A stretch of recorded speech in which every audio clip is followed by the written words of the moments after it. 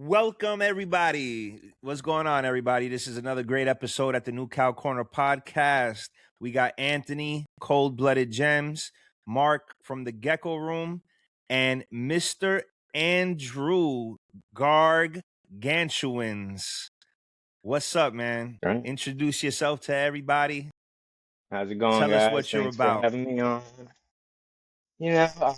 I'm my name's Andrew. I'm from PA. I just pretty much got into this as I needed something to pass my time and I don't know, I guess it's like a rekindling of my childhood sort of like dreams, I don't know why I always thought it was sort of unobtainable, but so I'm just trying to chase that and make some cool stuff. I work with Gargs mainly. I keep a lot of the new cow stuff, but Gargs is my love and my mainstay. So how'd you get introduced to Gargs? Where, and when? How did that come to be? Uh, so I was looking for pretty much. I came across a cheap 1818 cube tank, and I kept them as a kid. I kept a lot of random stuff. What's that, like Chinese water dragon was my first animal I kept, and then I had an Australian one, water dragon. But yeah, I just so I was just looking for something to sort of bring that back, and I went to my local show here in Carlisle, and I met Boris there. That's where I met Boris from BB's, and he showed me all about him. I was looking at crested geckos initially, but I didn't want what everyone else had, and I didn't see these. I don't think I've ever seen them prior to that show, which I think that was 2023. Yeah, and fell in love. I was enamored by them. That's cool. You know what's interesting? It just crossed my mind is that, and I have seen them in big box stores, but you can walk into just about any pet shop and find a crested gecko. Very rarely do you find gargoyles, But in this Yeah. world, they go hand in hand, and I wonder why that is. There's I've so much never more seen to them. learn about them. I've never seen them. Really? They got down at my Petco every once in a blue moon. They'll have one in there for like $299. $299. You'll have some gargoyle with a half a tail, and it's Yep. it's Yeah, that's rough. the only place that I've seen them at too, is a Petco. They don't sell them at PetSmart or the other one. But yeah, they're unique to me. I didn't see them before, so. What Cool. caught you? What caught your eye? What caught your eye? Red, orange. Well, yeah, it was the red with the starch white base. I love that look. It's insane to me. Particularly blotches. I love blotches. Me too. They just intrigue me so much more than a stripe. I keep Cool. both, I love them both, but So when did you go from? How did this whole transition happen? You went from having one animal to branding yourself. Walk us through that whole thing. How did it went? How and when did you decide that this is what you were going to do? man, I don't know. I got my first one was from Boris, and then I think he mentioned Morph Market to me, and I never heard of that before. And that, I had a whole field month with that, on there looking through everything. Yeah, and I just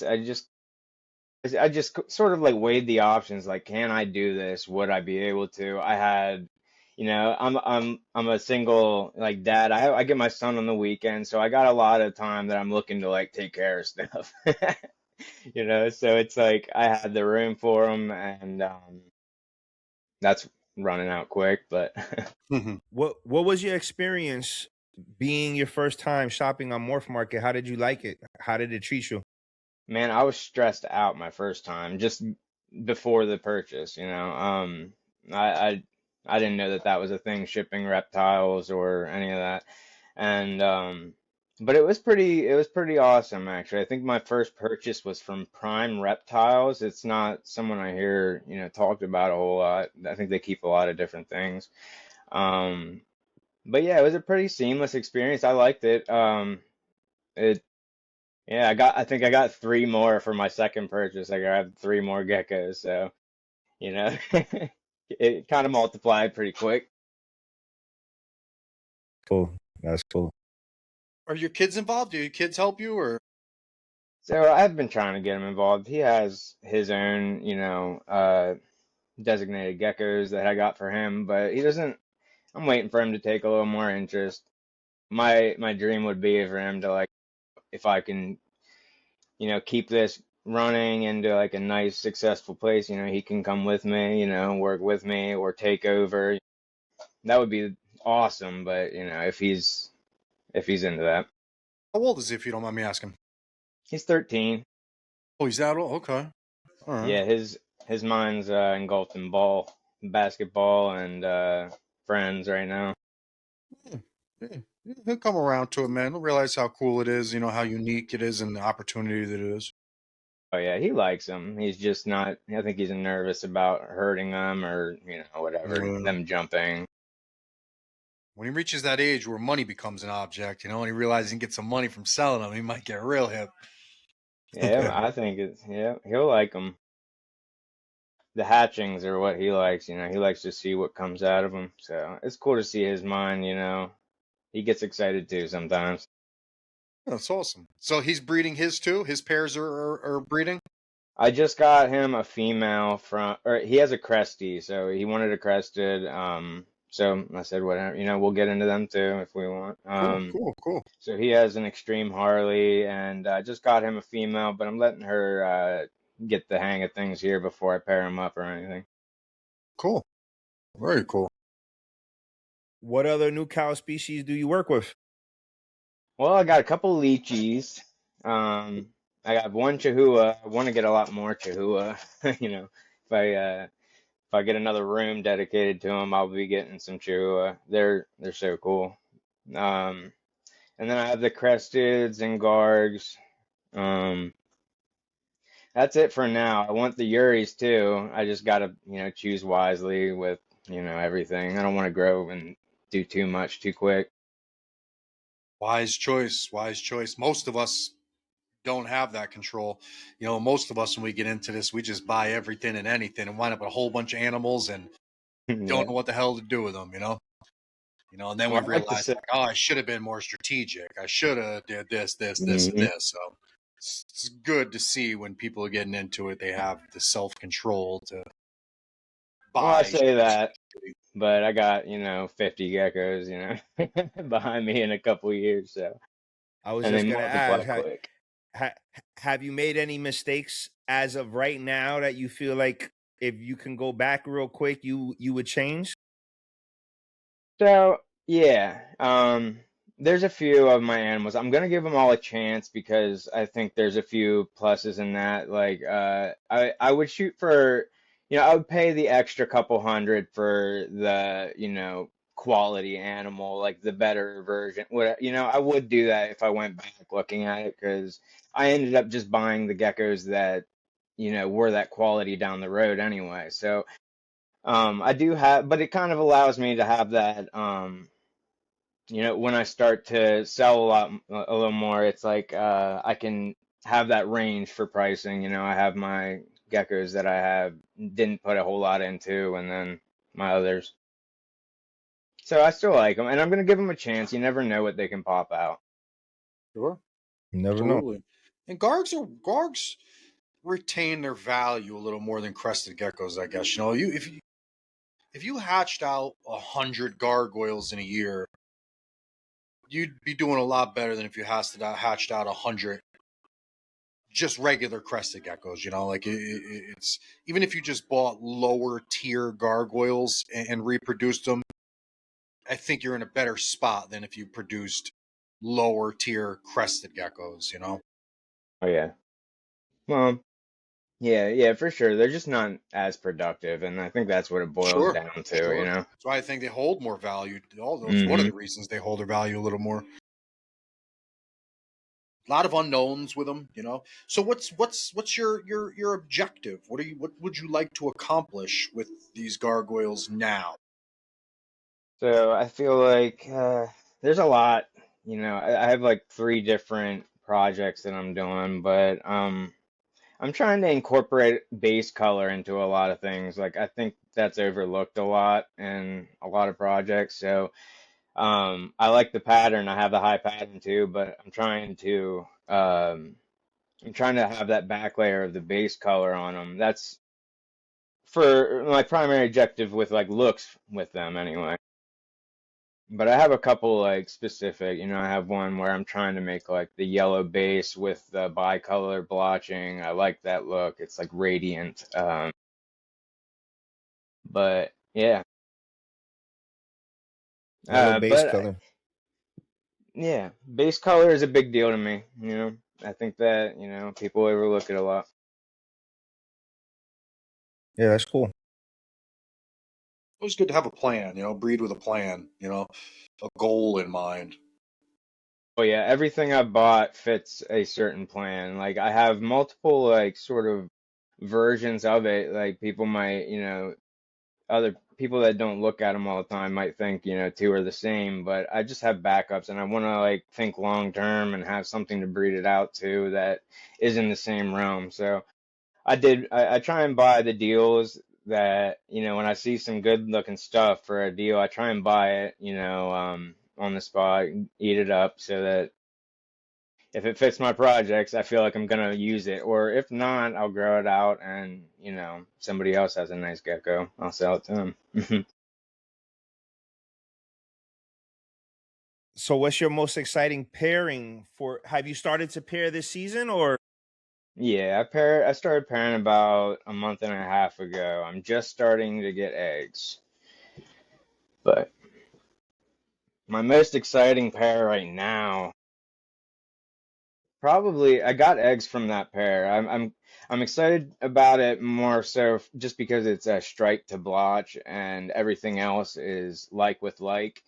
And but they're all kind of exciting to me. I'm merging different colors, you know. I have one that's blood red blotched, and I paired her to the male that I ran last year. So he is a bicolor, mainly orange blotch, but he has red in him too. I'm looking to just see how things work. I want to see how things mix or if they go a certain way. I'm still in my infancy, if you look at it long term. So being kind of new in the hobby, did you find that other gargoyle keepers, how did they treat you when you came in? Well, did people help you? Do you have any, other than like Boris, do you have anybody that kind of grabbed you and put you under their wing and mentored you? Were people open with their information and sharing with you? How was it coming into the hobby as a new breeder? Yeah, it was pretty welcoming, I did feel like, I had some people that helped me out for sure. Killer Exotics, I think he was, Yeah. helping me out a decent bit there. Just if I had a question, I think there's multiple people. It's hard to really think, but I grew up with a lot of them more so. It feels like Eddie and I seem to have started around the same time. He's killing it right now. Eddie Sergeant Geckos, he's killing it. So there's a lot of bouncing ideas off each other, and then I talk to the breeders that I buy from. I try not to like hassle people that I don't do business with because I feel like it's weird. But yeah, the people that I buy from, I'll shoot questions to them, and they're always very welcoming. And yeah, it seems very pretty pretty calm, pretty cool. It's a nice group of people compared to I hear the Cresty world can be a little dramatic That's sometimes. why I So asked. That's exactly why I asked. You know, it could go one of two ways. You're gonna have someone that's gonna love you and help you, and you'll rock out with them for the whole time you're doing it, or people are gonna try to deter you and tell you we don't need more breeders. stay a pet keeper, you know? No, yeah, It's everybody one seems to of be those. pretty positive from my experience anyway. That's usually the case with guards, man. I've never heard of anything negative in the guard community. It's Yeah, it's a interesting. good thing. We'll keep that at bay, you know. Hey, did you pick up any of those? Is I always get confused. It's the bacon line, correct? From Uh, Boris. from Boris, yeah, I did actually, yeah. Oh, Yeah, yeah. his group one. Yeah, that's my boy. I have him paired up right now. I'm waiting on eggs from him. He's nice. Yeah, it's a killer group. He has some sleeper groups, you know. I try and tell people, you know, like he doesn't advertise as much as others, so, you know, I'm like, you know, you might have to ask or dig around to see, you know, parents or whatever. I do that though. I'll take the time to study a line to, you know, figure out what it has to offer. Got about 40 breeding Chihuahuas. I'd say about 28 or 30 of them are from Boris. Oh yeah? My Sarahs are from Boris. Out of my 5 Lychees, 4 of them are from, well, my adults, 4 of them are from Boris. Boris has animals. He doesn't know what he has, if you will. You know, he's got Sometimes. very underrated. His collection is very underrated. When all these people were talking about those bacon animals or clown project or whatever, I was like, yo, Clown. Boris had them years before these people were talking. Like, Boris has had those. You guys are talking about these things, but I seen them way before you popped one out. My buddy's got Yep. them over here, man. But Boris don't care. Boris is not that type of. He doesn't want to be the first one to discover a morph for a trend. He could care less.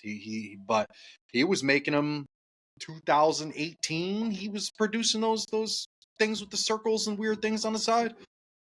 I mean, yeah, he's got some cool shit. Once in a blue moon, you hear people like I heard David and Paul Morlock talk, and they had an interview, and they were talking about him, and they were talking about an animal that had those patterns on the side, and they were like, "Oh, is that one Boris?"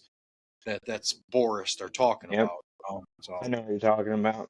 his animals are in Canada. He's got a lot of people that buy him, and sometimes it's insulting, and I take it personal because Boris is a friend of mine outside of the gecko world. Boris is a friend of mine, and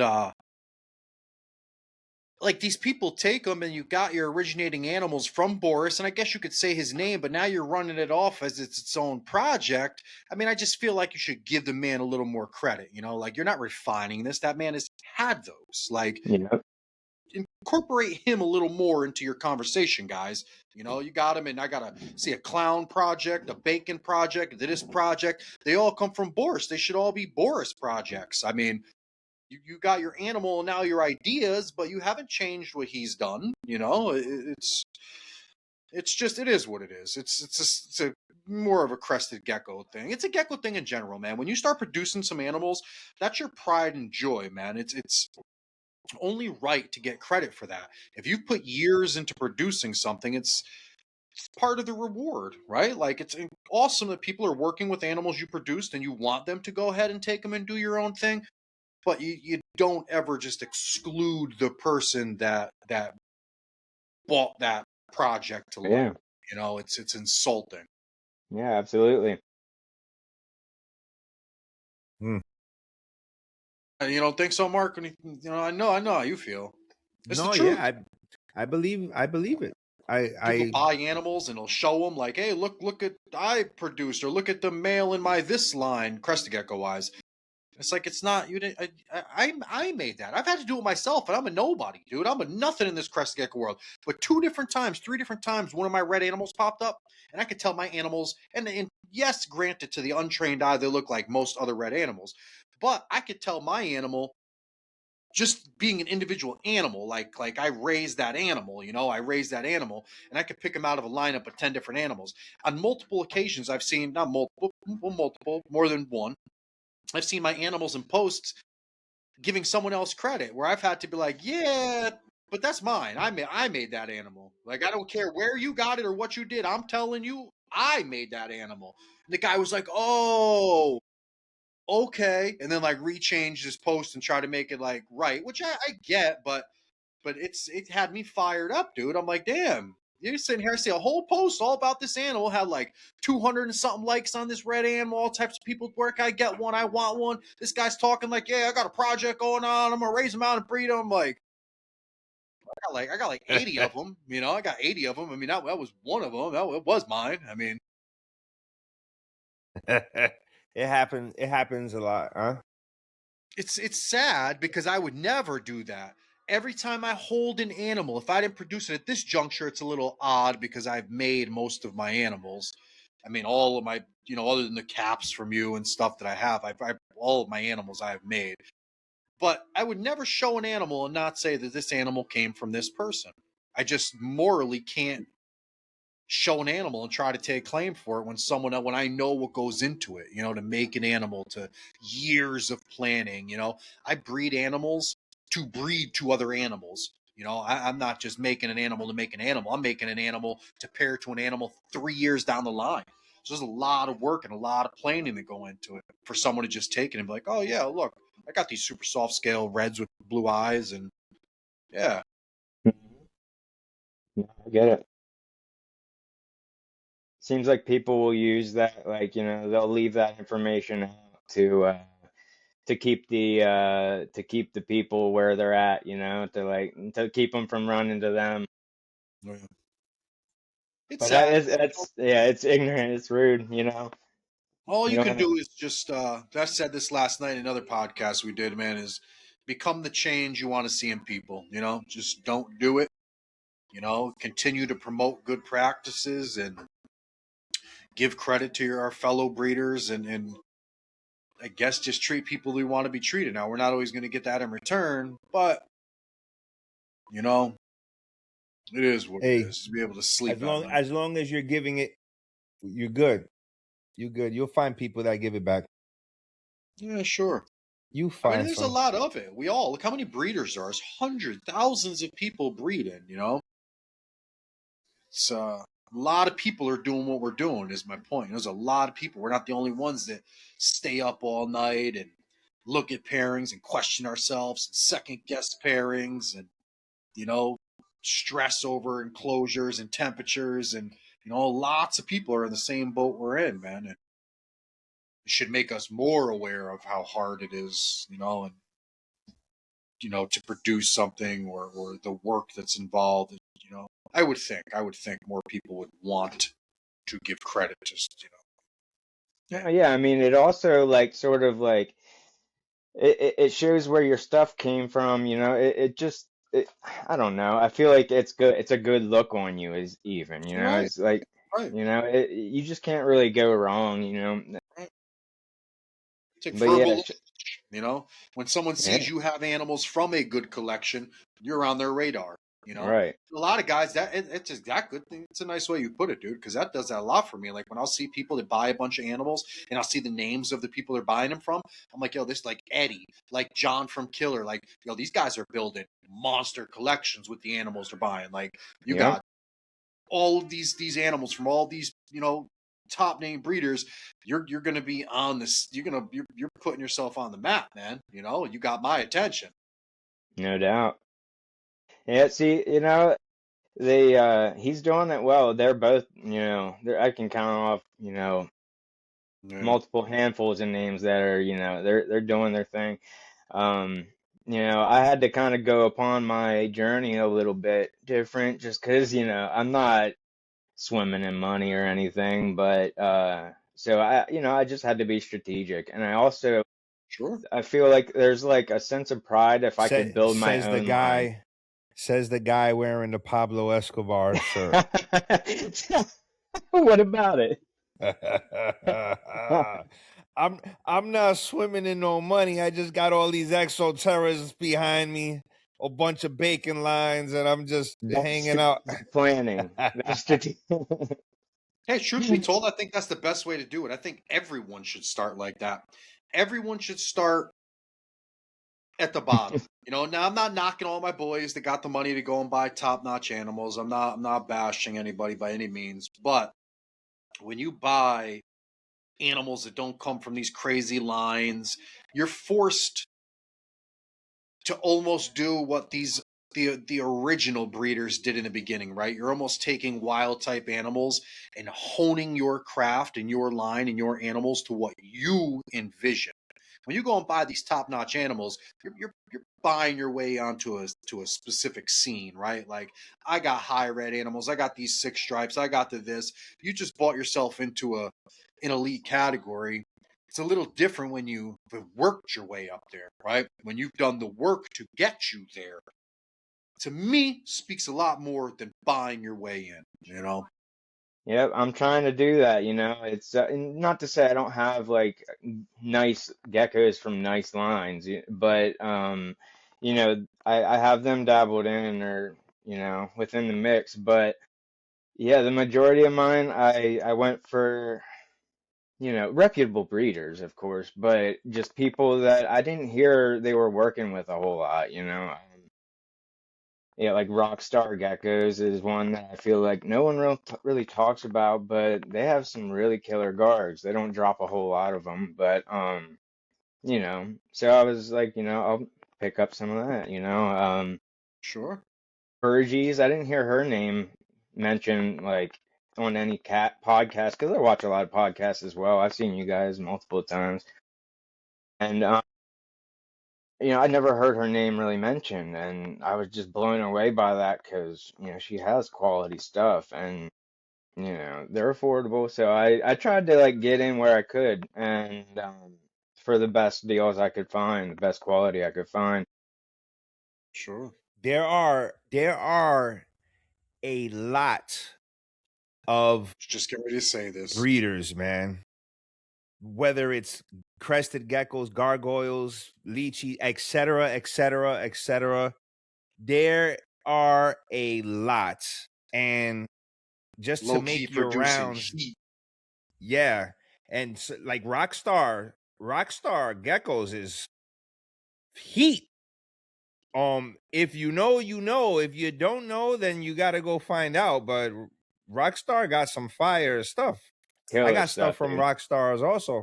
That's the sad part about that whole social circle shit. If you're in the circle, you could produce garbage, but the people you talk to and kiss ass to will make you look as if you have great animals. I mean, let's be Yeah, honest. I mean, there's a lot of these big name breeders out there that sell their animals because of their name. Their animals really ain't shit. I could name 100, and I mean 100 small name breeders that are producing animals that will put them to shame. That will put them to shame. They would make them not want to show an animal again. And these guys are just regular people with small collections that are honed in on a look, honed in on a gene, don't care about the fame, refuse to kiss ass, and they're producing heat and not selling them for thousands of dollars either, you know? yep, I was gonna say, you know, not only are they like almost always more affordable than the bigger names too, they are also like these breeders have the ability to like really like troubleshoot and make sure that like and just like fine tune their stuff. And not like I'm sure bigger breeders can, but I don't think to a, you know, degree that smaller, you know, they're being very precise, I feel like, you know, their decisions are, you Facts. know. So Facts are I agree. You can find some crazy quality stuff like in the bushes, you know, you know, they have 100 followers and they have some crazy stuff. It's wild. absolutely. Shit, I know dudes that vend shows, old timers, that vend shows that don't even know how to turn a cell phone or a computer on. If you see, Mark knows some old heads too. You see some of the animals these guys are producing, you'd be like, how are you not on the cover of Reptile magazine shit, dude? Like animals that they're legends, like literally legends, man. They don't want social media. They have a passion for these animals and nothing but the animals. They don't care about these people's names. They don't want you to know their name. They go home every day and they are reptile weirdos, man. They are talking to these things like they are, dude. That's my kind of people. Yes, yes, yes. And if you know how to look for them, You'll find for them. the price of some of these big name animals that are basic, like big name basic animals that you're buying lineage, you're buying a name, You're not buying. It's not the quality of the animal. Let's be honest, man. Not everybody, but some of these people, you're paying to say you have an animal from these people. That's what you're doing. And some of these other breeders, man, again, like I said, and I'm sure you're aware of it, if you know where to look and in the right circles to get into, you see what matters, man. You'll see what matters, and names aren't one of them, you know? Oh, yeah. It's again, like Boris and the lines he has. Boris doesn't care for the fame, man. Boris don't give a crap about fame or attention or followers. He don't give a shit. This dude has got animals that, dude, I'm thoroughly confident I have some of the most beautiful Saracenorums that I have ever seen in the hobby. And they were ones that Boris let go. You know, I paid good money for them, but and nobody ever seems to talk about it, man. People have Sarahs with all types of random small spots, weird spots, little dots, all types of just nothing. I mean, my Sarahs from Boris are all 80, 90 grams, giant, perfect, symmetrical spots. I mean, and they're like stacked. They're just beefy geckos too. Yeah. He has very like stocky animals. Mm-hmm. Yeah. Yes, he does. You know, I've you know, triple, quadruple dip back in that well, you know. I get the, you know, it's nice. Yeah, you know, I see them firsthand. It's a very nice perk of that, you know. Oh yeah, you get to dive through the collection and see what. Hey, what are you doing? This one's for sale. Yeah. Pick out the goodies, all, you know. Horace is super fair, man. I've loved animals, and he's given them to me. I've had animals that he's loved, and I've sold them to him. But he's traded with him. You know, he's no, he's solid. I can't say enough good things about him. He knows how I feel about him. That's my boy, man. But he's got a, you know, he's a perfect example of those people that, you know, they don't necessarily have a giant name or notoriously are known for something, but they have collections and animals that would hang with the best of them, you know. Oh yeah. Yep.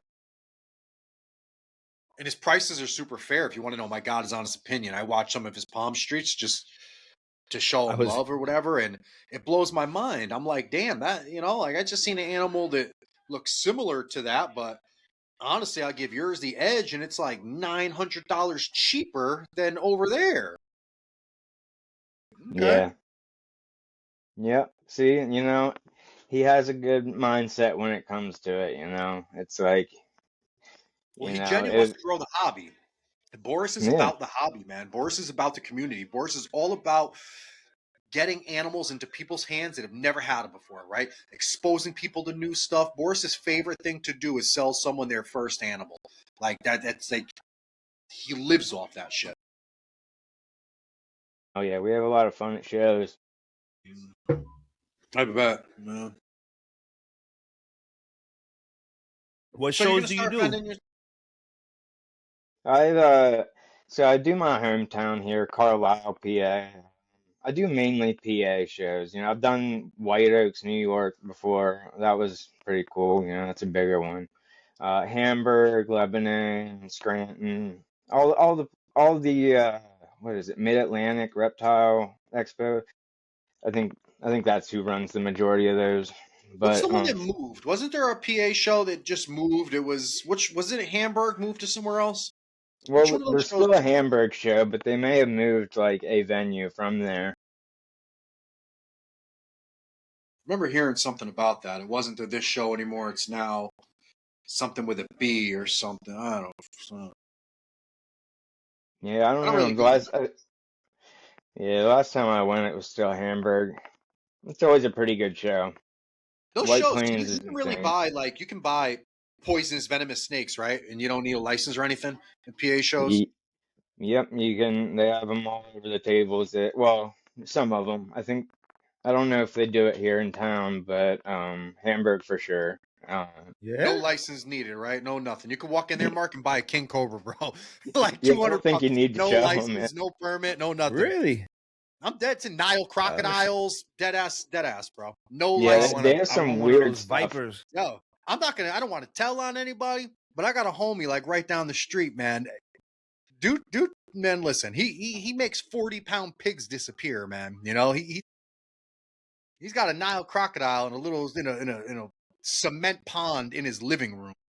What? Oh shit! Dead serious, man. He's got a 9-foot Nile crocodile. And, man, listen, Yeah, that's a little out I'm of my comfort range. waiting to see him on the news, man, because that sucker is not. I feel like he got it in 2023. I was actually supposed to go to the show with him. 2023, he came home with an American crocodile that he kept trying to tell me was a freaking caiman. I'm like, dog, it's an American crocodile. It's an alligator. It's an American alligator, dude. He's like, it's a black caiman. I'm like, brother, this is what I do, man. I'm telling you, it's a freaking alligator. And he had this Nile crocodile. When I looked at that joker, I was like, now, what are you going to do with that? What are you planning on doing with that? He was like, oh, I'm going to keep this, and I'm going to take him out and put him on a leash, man. I'm like, you, man, motherfucker, if you think I you had are not one. walking Everybody's a Nile crocodile on a leash, man, someone's smack you. You are not I walking a had Nile crocodile on the street. I bought a $50 baby alligator from Chinatown back in the day. You can get them When I all was- over up here. What do you I'm end up talking- doing with them? You end up like trading them in? What is there like some sort of exchange? Wait, what do you do? You can. Actually, funny stories. I got my last one. I've had a bunch of them over the years because you go to Rhode Island right up the street from me and you buy them by the foot. There's a place up there called Regal Reptiles. And Regal Reptiles, they literally sell them $100 per foot. So when I was young, I used to drink and party and have a lot of fun. And I wound up having a couple drinks and going up there one time. And between me and my buddy Dave, we had like $600 on us. So I ended up getting like a 7-foot alligator.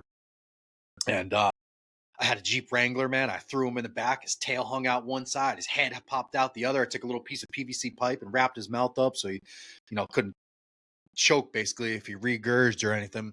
So, and I would take him and we'd just fucking play with him all the time, man. He was cool as hell. But I can't really tell on the air what happened to him. I'll tell you afterwards. But other ones, I've had smaller ones and I've traded them. I had one I traded for a green anaconda down in what's that shop that used to be in the Bronx, Mark? Exotic Pet Land, an Exotic Pet Warehouse. Exotic Pet Warehouse. I went down there, and this dude traded me a green anaconda for him. He was getting too big, and they're. If you've ever had one, they get messy, man. You got to have like super duper filtration systems. They're cool when they're small, but the second they hit like 2 feet, you're doing daily water changes. There's no filter that's keeping up with their messes. They're eating like. You got to feed them whole chicken drums I've had so many alligators over the years. I almost feel bad talking about it because I now that I'm older, I should have had them until they died. I should have claimed responsibility for them for a lifetime. I don't know what happened to them. And it's just not a smart thing to do from someone that's done it. It's not cool, man. If you're gonna do anything, I guess you could get dwarf caimans and shit, but they're still a handful. I've had them too. They're still a handful, man. They're wild animals, dude. They really are. They're one of them type of animals. It's like having a tiger in a cage, man. Have you ever seen a tiger in a cage, man? You look at him like, man, that thing's not supposed to be there, man. No, It's definitely feel almost that. A crocodile that's half the size of the enclosure. yeah, nowhere to swim, man. Have you ever seen like an alligator or crocodile swim? Like that's what they're meant to do, man. If you can't give them that, it's sad. It sucks that they sell them because I'm curious as to how are you producing clutches of fucking Nile crocodile eggs, dude? Like what the How are fuck you selling them? doing? $140, you can have one too. I've thought about it though. I have thought about it. I'm a carpenter, brother. I'll build some shit, man. Shit. But it's just not gonna fly well where I live. But a cobra, I guess people don't have to know I have it, right? A badass cobra against some dope vipers, like tree vipers, and just build a that's cool what I want. enclosure. One of those eyelash vipers or something. Yeah, what are the other ones? Insularis, the black, like the black tree vipers, and like purple eyes. Them jokers are gnarly, man. The rough-scaled vipers. They got all types of cool shit, man. They don't necessarily get big. And truth be told, I don't want to sound like a maniac or an asshole, but they won't really kill you if they bite you. You know what I'm saying? They won't. A lot of, I don't want to say a lot of vipers because I don't know, but I got bit by a copperhead when I was probably 13, 14 years old. Luckily, it was a dry bite. But I know Well, other people that have been bitten that didn't die. yeah, the eyelash vipers, I don't think that, they're t like typically fatal if you get tagged by them. Which, that's a cool one to not be too harmful, I'll take that one. I wouldn't mind a viper. I just got into a couple of snakes, just a hog nose Oh, and a really? corn, but yeah. There you go. That's cool. Yeah, I was a little bit sketchy around them for the longest. I could do geckos, larger lizards all day, but I don't know. Snakes always had me Sure. weird for a while, so I had to Sure. break myself in. Sure. As a kid, I used to have them all, man. Like I said, green anacondas, retics, Burmese, all types of them, man. All types of boas. The older I got, the more I kind of was like, yeah, I'm all, I don't really, I'll look at them. I really don't, I have no desire to really have them anymore, man. I don't know. I guess I don't want to say I got scared. I'm not scared. I'll catch them outside all the time. I just rather not get bit, you know? And Yep. it's always unpredictable. Every time you see someone holding snakes on social media, it's like, oh, it doesn't hurt. The fucking Have thing's you gotten biting you, bit? man. It's not biting me. You ever get bit? Me? Me? Yeah. Any of you? I got bit. Fuck Like yeah, man. I got bit in my that's face. I not. got my mouth closed. I got You bit in said my last arm, night? but Nah, I was but carrying, I had a red-tailed boa. At that time, they were calling them Colombian boas. Colombian red tail. I had a big, I don't know, he was in like a 40-gallon long, and that time we had to bargain news, like a classified paper to bargain news. And I had listed them and I was selling them. And I was young, I was like 15, 16 years old.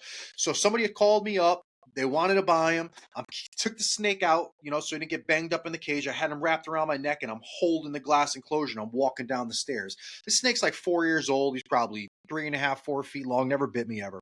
I'm walking down the stairs, he's around my neck and he coils up and he looks at me right in the face. I'm like, yo, this fucker's gonna bite me. Swear to God, man, tagged me right in the face. Whap! Bit my mouth closed, pulled this thing out, I had teeth stuck in my fucking lip, bro. I'm like, you gotta be kidding me, man. I couldn't do nothing because I got the glass cage in my hand walking down the stairs. So I go Nah, outside, hand him to the guy who's gonna buy him, and my lip's bleeding.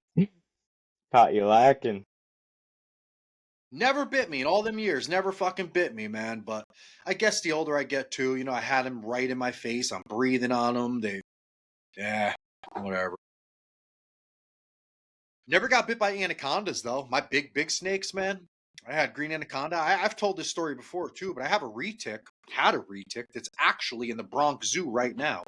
A good friend of mine, Carl Higby, he's a news anchor for Newsmax. He's a pretty used to work for Donald Trump in his first term. He was one of his security officials or whatever. Now he does a news station, but he was a Navy SEAL. And we grew up together and we wrestled and we were good friends. And I had this snake and I was doing whatever. And I was like, yo, Carl, do you want this? You want this retic? And he's like, fuck yeah, man, blah, blah, blah. So he went off to the Navy and then wound up getting deployed. And zoos, typically, if you know zoos, they don't take animals from people. They won't just take an animal because you have an animal. But Carl, being Carl, got the Bronx Zoo in New York to take this reticulated python. So yes, it was his for years after it was mine, but they have an 18-foot long, 18 plus foot long retic in the Bronx Zoo that was my snake that I bought at the White Plains Reptile Show. I That's bought him pretty there wow. sweet. for like $140, had him for a few years, never seen anything in my life grow as fast as a retic. And I mean, that thing went from being like 18 inches to 6 feet in a year. Like they grow outrageously fast, insanely fast. And nothing like a Burmese. They're much thinner at first, but yeah, it's a cool story, man. Him being that he was getting deployed, he was going to Afghanistan and all that shit. I don't know. They convinced him to take the snake, and you can go to the Bronx Zoo right now and look at the snake that I raised, man. Pretty Wow. fucking cool. That is pretty sweet. Yeah, it's really cool. So you wouldn't get back into them?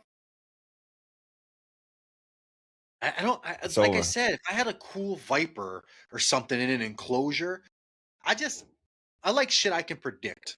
I like things, you know, I can tell what a gecko is going to do Absolutely. before a gecko does it by body language. I can tell what a gecko is going to do. Now, it's not to say that I can't tell what a snake's going to do before a snake does it, but they keep me on my toes more, you know, and I just don't.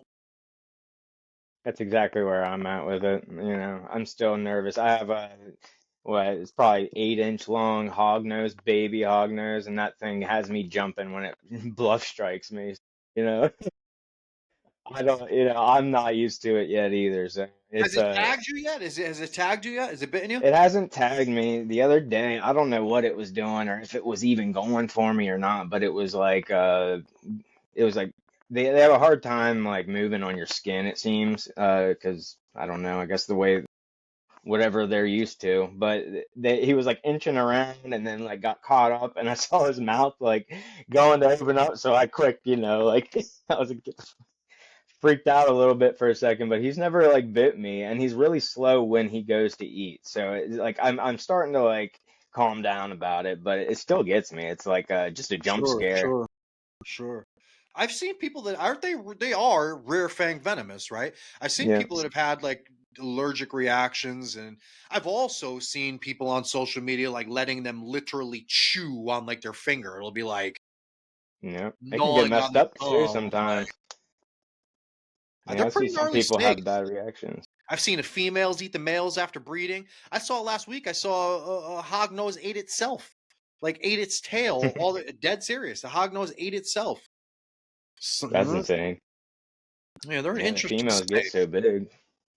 Yeah, they're cool, man. It seems like they're hand in hand with like gecko keepers. Um, from my, experience, it seems like A lot they're of right morphs, a beside lot of each other. genes, right? There's a lot of genes. There's a lot you can do. A lot of cool things. Even all the colubrids, dude.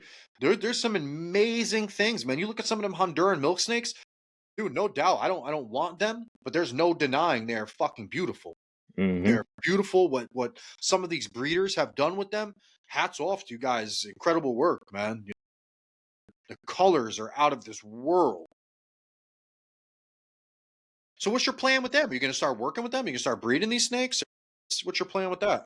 So the hog was my son. He shows more Oh, interest look in at the the snakes. snakes, so that's why I ended up grabbing him the hog. And then the corn was just a gift from a buddy that was trying to make space because he wants more hog noses. So I just wanted to like sort of, but now I got my son the snake, and he's a little jumpy because of the bluff strike. So I was like, maybe the corn will like ease him into it because they're really chill, or this one is anyway. Yeah, But I don't don't mind know. me. I may breed it. If I do anything with them, I'll try and make some like Yetis or something like that because I got a snow. I'm on Morph Market right now. You got me interested. Now I'm curious as to what. Yeah, I So went down a whole hole with that too. As soon as I got the snake, I was like, could not stop for about a week. they sell fish now. There's a Morph Market lot sells of fish. Why am I not they. seeing hog noses? They've You always gotta go to Hognose, yeah. There should be a little picture with House Hognose. snakes, pine snakes, other colubrids, garter snakes, gopher snakes, bull snakes, rat snakes, milk snake, king snake. Oh, hog nose right there, right in front of me. Fucking idiot. What did you say yours is? What morph? Snow? A snow, yeah. It's an exanthic albino double recessive or whatever. Let's see. Did I say blonde hognose, eastern hognose, Jan's hognose, Mexican Western. It would be rim? Western Hognose. It would be a Oh, Western right there, snow. western. Chase, Yeah. stop. I wouldn't mind getting an Eastern Hognose though. Those things What's are the pretty sweet. difference? Are they a different species or are they just different morphs? Eastern is I don't know about all the others, but I know Easterns get huge. Or I might be thinking of the Madagascar or something. Madagascar, Get down, baby. Get Yeah. down. Madagascar Get one. down. Get down. Yeah, I would love one of those. They are so cool. They're impressive. Yeah, it's like triple the size of one of those regular hog noses that be out there, right? Yeah, and Double the they're like size. their color is sweet too. Yeah, they're huge. What a price range, man. Arctic skull face het sable is $3,200, and an Woo. albino conda het coral is $300. That's a giant price difference. I know, man. 50. That's insane prices. What is this? So do you know anything about these genes? What's a sable? A het sable, and what's a sable in Hagos? Sable, I believe I think it enhances or kills the white in the animal and allows darker pigment. The one I have is just an xanthic, which would have been black and white, and What uses a what? An Arctic snow? mine's just a snow, which is a snow is albino and xanthic in one, like together. These things aren't cheap, man. That Arctic snow is like $700. Damn. Oh, I know, dude. I got a deal on mine. I got it at like the very end of the year or beginning of the year. Nobody was buying, and it was at this tiny show. He works with Adrian's Captain Critters a lot, but I got it for a steal, so I don't Sure. know. I try and jump, like I said, dude. Like a lot of the animals, they're not cheap, but I do get them at their probably lowest that I would have found them. Or at least what I think. Sure, I, sure. I try and get the most price manageable ones. But snows are awesome. I think that's cool too. $9,000 Arctic albino Swiss chocolate. $9,000. Yeah, and some of them are like 12 grand, and I don't even care for them. What the 8,000 super Arctic Swiss chocolate? These things are outrageous. I'd never looked at these. I never would have looked at them unless you said something. They're Holy. cool, man. There's a whole world of those too. JMG Reptiles. He does he has some crazy genetics that he works with, and you know, I I didn't know they dig were that anything. expensive. Well, when you're talking like triple recessives and stuff, those odds are crazy, and so I kind of get it. And some of the stuff they are doing with them, like there's like this one that's like Arctic storm cloud, I think, or it's some sort of storm cloud, and it's almost blue. They're crazy looking. So Wow. I get the appeal, if you know what you're doing and you have a vision. I'm sure 10G is kind of a decent endeavor, to get into it. I see some for like $200. My concern is just that like some of those prices keep your average person from hopping in, like a Absolutely. 15-year-old kid that wants to breed them can't do this, you can't just hop in here and buy these animals, you would have to Yep. That's seriously be. why I wouldn't have got it if I didn't, the timing wasn't perfect. It's, a snow is not cheap, and if I'm not breeding it, I don't want to drop, several $100s on it. And Did you say already? Or did I not hear? What's a snow running? so it seems like the going rate is around like 5 to 700. You can see them as low as like 4. Sure. But I got mine for significantly less than like the cheapest one I saw on Morph Market, and it's like it's not like it's from a decent dude too, like a good breeder. So I was happy with it. It was a perfect starter. It's a male, so he's not going to get too big, but So can you sex them young? Can you how do you sex them when they're I guess it's just the tail. Like you're looking for like if it's a long drawn out tail, like it tapers evenly. I think that's female, or no, that's male. And then if it tapers like acutely, like quickly, I think that's female. I'm not too versed in that, but It's like from the vent to the tip of the tail, right? yeah, at least you could it's tell it's some of something with the them, tapering, yeah, or length maybe. dude, some of these things really look like anacondas, dude. No Yeah, shit. the condos are awesome, and that's what I want to do. I want to add. I would have to get a snow conda to create more, or to create a Yeti, and then what I really want, like my whole goal with those, if I get into that, it would be going for like a super Yeti. So like the all white snakes with just, I think they're all white actually. I don't think they even have the mask on them at that point. But yeah, All which right, all is right. You're a little too excited, man. Let's get back to the gargoyles. Let's get I back to know, the bro. gargoyle. Hey, you guys asked. Damn, we're about to sell the Yeah, it's gargs my and go. fault. I'm intrigued over here, bro. I'm like, damn, okay. Hey, but yeah, my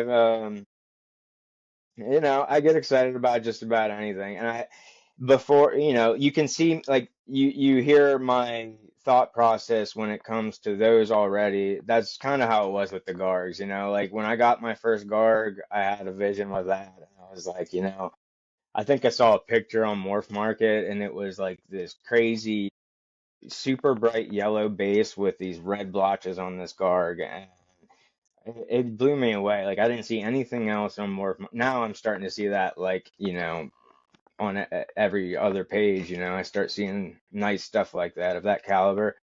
But that was one of my goals, was like, I was like, man, that is a crazy gecko, but I couldn't afford it. It was, upwards of a K, 1,000. And I just, like I said, I'm good with money and I know how to spend it. I just don't have 1,000 to spend on it, like a single gecko. I worked my little projects. I started piecing them together. But like I said in the beginning, I probably would have went for, more less higher quality animals, because no matter what, I ended up going for them anyway. Like, I still got good prices, and I don't know. I probably wouldn't change a whole lot with how I built my collection right now. I think it's going to give me a lot of options and opportunities, and yeah, all sorts of things. I can dibble and dabble. I have things to experiment with. For you. Oh yeah, thank you. And you always have more time to get other stuff also, to have fun with what you got. Yeah, And you're exactly. learning. Like You you be see, you're surprised, learning man. messing around. Not I was just talking about this yesterday also. You'd be surprised, just because it's not a high dollar or you didn't pay a high dollar, you may make some crazy thing there, like, whoa, Dude, what happened here? I'm a firm believer of that, dude. Seriously. you know Seriously. you may also not make nothing, but Yeah. it's still a possibility that you will. Yep. I call them sleepers, I try and get in when, if you study, like, say a certain look really catches your eye and you're into the Gargs, study lines, go look for other people maybe that also work with, like, just study those lines and then look out for a baby when it comes available. That's what I ended up doing. There's certain lines that every time I went to go for it, one was sold. And so I pretty much just stayed posted. I hit people up, Burgess. I was on like a daily basis with her, being like, hey, don't forget, hey, if you have any that hatch out, or if you decide to get rid of these, you can find diamonds in the rough for deals. Don't you know who that is, right, Mark? Doesn't she's always on your podcast, Burgess? It might be Always on Burgess. I can't, I only know it by Yeah, like reading Burgess. it. always on my She's podcast. on your Palm Street. Oh, yeah. Oh yeah? Yeah, she's cool people. Burgies. There's Oh, some I'm looking at this yellow Garg on Morph Market now. This thing is outrageous. From Gorgeous Geckos. Mm-hmm. Yeah, the yellows are so $75. underrated. Yeah, dude, the It's yellows are 75 mad. bucks, and that thing is insane looking. how much? 75, bro. From Canada. Yeah, I saw that. Yeah, I yeah. saw that. I think the yellows are way underrated. Hell yeah. Yellow bases, all of that. I had Well, an a lot of people opportunity. haven't. I don't think a lot of people have worked with them for such a long time the way they've done with the Reds, right? Mm-hmm. Nope. Yep. I invested heavily into the yellow bases rather. I don't have any yellow pattern color really. But yellow base, People kind of mistake that for pattern anyway with the stripes. But yeah, the yellows are super, I feel like they're affordable and they're not worked on. So I invested heavy on them because I feel like there's something that you could make with them. I'm gonna try and enhance the yellow in there. That's one of my projects too. Even with the pattern, I don't think nobody's worked with trying to see if there's yellow pattern, right? Yeah, Paul it's Morlock y- is I just heard yep, him talking about it.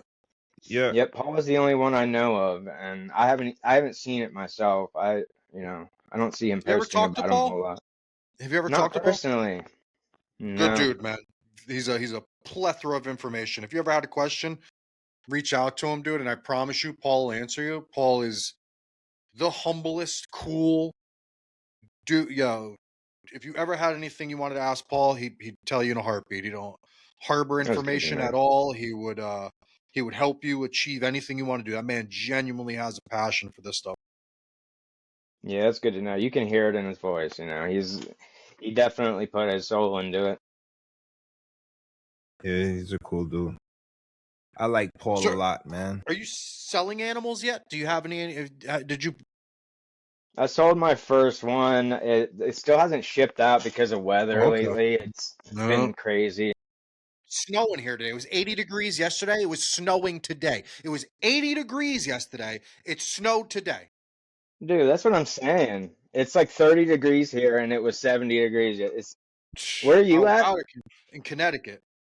Oh, okay. Yeah, you're not too far. It's not, yeah, it's insane, dude. Back and forth with this bullshit. Mm-hmm.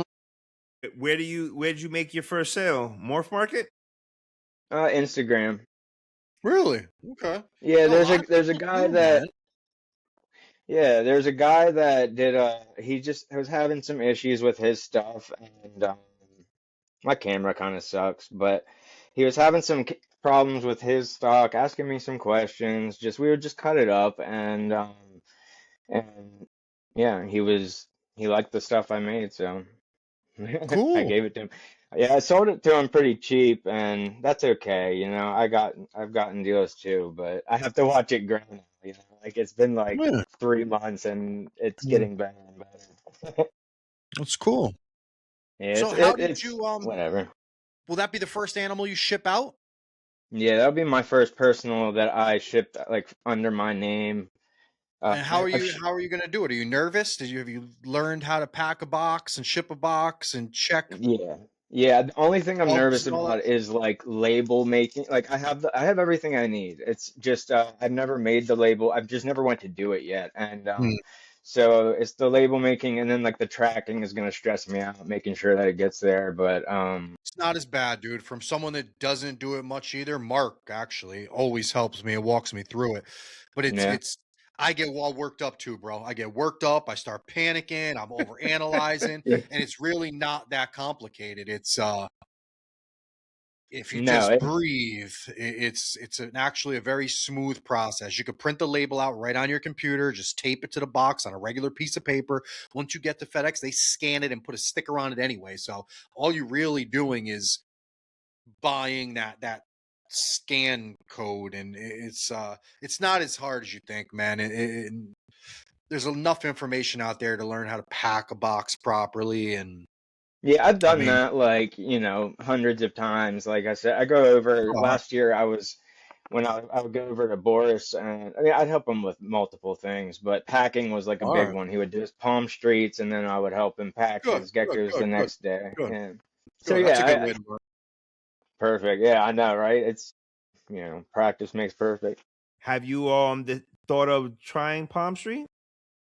So, all right, if I get into like a predicament where I'm producing more than I want to, or like it's getting away from me, I'll probably dive into that. But for now, I like the personal experiences, and I also like I'll probably do shows, once I have a stockpile that makes it worth it, and I will, always be on social media, more market, whatever, listing. But Palm Streets, that'll be more for, it's not that I don't like it. It's just a lot. And you know, there's a lot that goes into it, and I'm not like too much of an entertainer, you know. People would probably call me antisocial, you know. So There's I nothing wrong might, you with know, that. if I, you know, if the cards show themselves, we'll see. Yeah, you just gotta just enjoy the ride, man. You know, and don't lose your passion. Stay focused on what you love, and everything else will fall into place, dude. You know, Absolutely. you'll sell animals Yeah. when you're not trying to sell them. You know, people, you know, gravitate to your passion, and people will naturally ask. You know, just show off what you love, what you're producing, what you're working with. You know, you kind of, unfortunately, I hate to say it, but you got to kind of stay in the loop. You know, so just Yep. keep doing what you're doing. You know what you're doing, man. You know. Yep. I'll try and show up. You know, it is it's taxing sometimes. Shows, you know, I do well at shows, you know. I feel like I have fun at shows, you know, people teaching people, showing people what I've learned. You know, my passion bleeds into his, you know, I'm passionate about Boris's stuff, you know. I'm like, oh yeah, I really like this group, you know, check this one out, you know. So, you know, it's just I'll just end up having to do it for myself. It's a one-man band here for now. I've been trying to get my brother to like show some interest. It would be awesome to have another hand here. He's a good guy. I don't think this is his thing though. He'll come Hey, it's not around. for He'll come everybody. around. It's not for Yeah. everybody, you know. What's that, Mark? He'll come around. They do. They come. It takes time. They you know they don't have that passion in the beginning. My son didn't have it. He's come around. Hmm. It's just you got to let them do it on their own time. You know they'll get more and more and more used to it. Yep. But and then you know sometimes it's just not for them. My other son helps me when he's here, but he just really don't. It is what it is. Yeah, yeah. Bro, so I heard you say that you was gonna try stripes with blotch. Hmm. What are you expecting from that? What are your thoughts behind that? Man, uh, so from everything, because I'm like sort of I, I watch like every video I can find about them. Um, so I try and like gain all that knowledge I can. So I hear it pretty much will go, you know, you'll get stripe or blotch, or you know, you get either or, but I'm hoping for like a mix. It would be awesome to get my like a mosaic out of them. I'm looking for pretty much any if I can blend the two in any way, whether that be pattern or color, I'll be happy. And if all else fails, they both are yellow base, so it's like I'll have yellow base babies that hopefully will be a step above their yellow base. So I'm trying to like that's how I try and pair up all of my geckos. It's like, you know, if they don't hit for this, hopefully they'll hit for this. So you know, I try and pair base colors and you know, and then I try, you know, if the male has blotching down the center, I try and get a female that has it down the sides to spread it. Mm, It right, it's dabbling right now, but everything that I've got from my first year, my first run, has sort of like played out how I expected. Now, I don't expect that to continue. Like, you know, I'm sure I'll be, you know, thrown off multiple times, but the babies that I got were like right where I thought they were gonna be. So it's kind of cool to see that come to life. But I don't know what to expect for those, you know. And I already got a clutch from them, so that's oh, exciting. I'll see them exciting! in a Yeah, couple months. Yeah. yeah. How are you incubating? Do you have an incubator? Or are you just doing it out in the room? How are you doing that? With PA being so like weird with weather, I don't trust them in my room, like out. And I know like I might be too paranoid about stuff sometimes, but I'd rather be safe than sorry. And but so I had an incubator that I bought off Amazon. I won't do that again. There's a brand. It's not that it didn't work. It's just they malfunction after a certain point. And I was warned about it, and I still bought it. I don't know why, but um, It was like I don't know, a Vivor or whatever. Yep, I've had 3 of them, and you ain't Yeah, lying. Yeah, they work. They I've work had for like like a four of year or them. two. Start going haywire. It's Yeah, but luckily I was here. I was on the phone. I just got back from work and I heard a beeping, like it was like a constant beeping. And I was like, what the hell is that? I thought it was my phone glitching out. And I locate the noise and my incubator's maxed out. So I quickly got them out, but my Govee monitor, like it must have just that's happened what I because my use. Govee monitor was perfect. It was like still 78 in there at the time when I caught it. So I was like, I was so glad I saved them and I was there for that. So I moved them over to an incubator I made with heat tape and a thermostat. It's in like a wine cooler. Nice. Yeah, It's your best it bet. looks semi-official. Who cares if it serves the purpose? Chase, stop. If Yeah, it if it's serves, safe, does its job, who cares what it looks like? right? You still Well, use now, incubators? And not anymore. No, I used to. I was up until the end of last season. That red one I had one of those Vivor red ones, and it shit the bed. So I bypassed the whole thing, put a heat mat in and a thermostat, made my own thing out of it, and then the Perfect. I'm gonna do hinge that wound too. up breaking on me, and I was like, you know what, screw it. I threw it out because I didn't have any eggs. Now I've been collecting eggs since November, so I have 2 egg boxes full of eggs, probably 60 eggs already, and I just have them Oh chilling in man. the room. I just control the whole room. Gargoyle eggs, Sarah eggs, lychee eggs, dozens and dozens of crested eggs. I have everything going right now. So you just keep the whole room. What do you keep in your room I at? control a room, yeah. Well, it depends on obviously on the time of year. Yesterday it dropped down to 67 degrees, but normally I keep it at about 78 degrees. 78 degrees and about 65% humidity is the norm. Now, when I Okay. turn the heat up and the humidifier up, I can get it up to upwards of 80% humidity in there, but I was finding like mildew growing around my friggin' windows, and I tripped out, sprayed everything with bleach, cleaned the windows, so now I dialed it back down to about 60%, which I still think is sufficient because that's room humidity. I'm misting the enclosures, and I can take the Govies too. I use a bunch of them and put them in individual enclosures, and they're still 50 to 70% depending on the time of the day. So Yeah, I prefer that controlled area. I like to control the room, as opposed to that makes sense. individual enclosures. It's which I've tried. It's just much more complicated. No, that makes sense. Do you see any like issues with the temperature fluctuations? No? No, no, I've Okay, had. We cool. were talking about this before. I've had my room over 100 degrees too.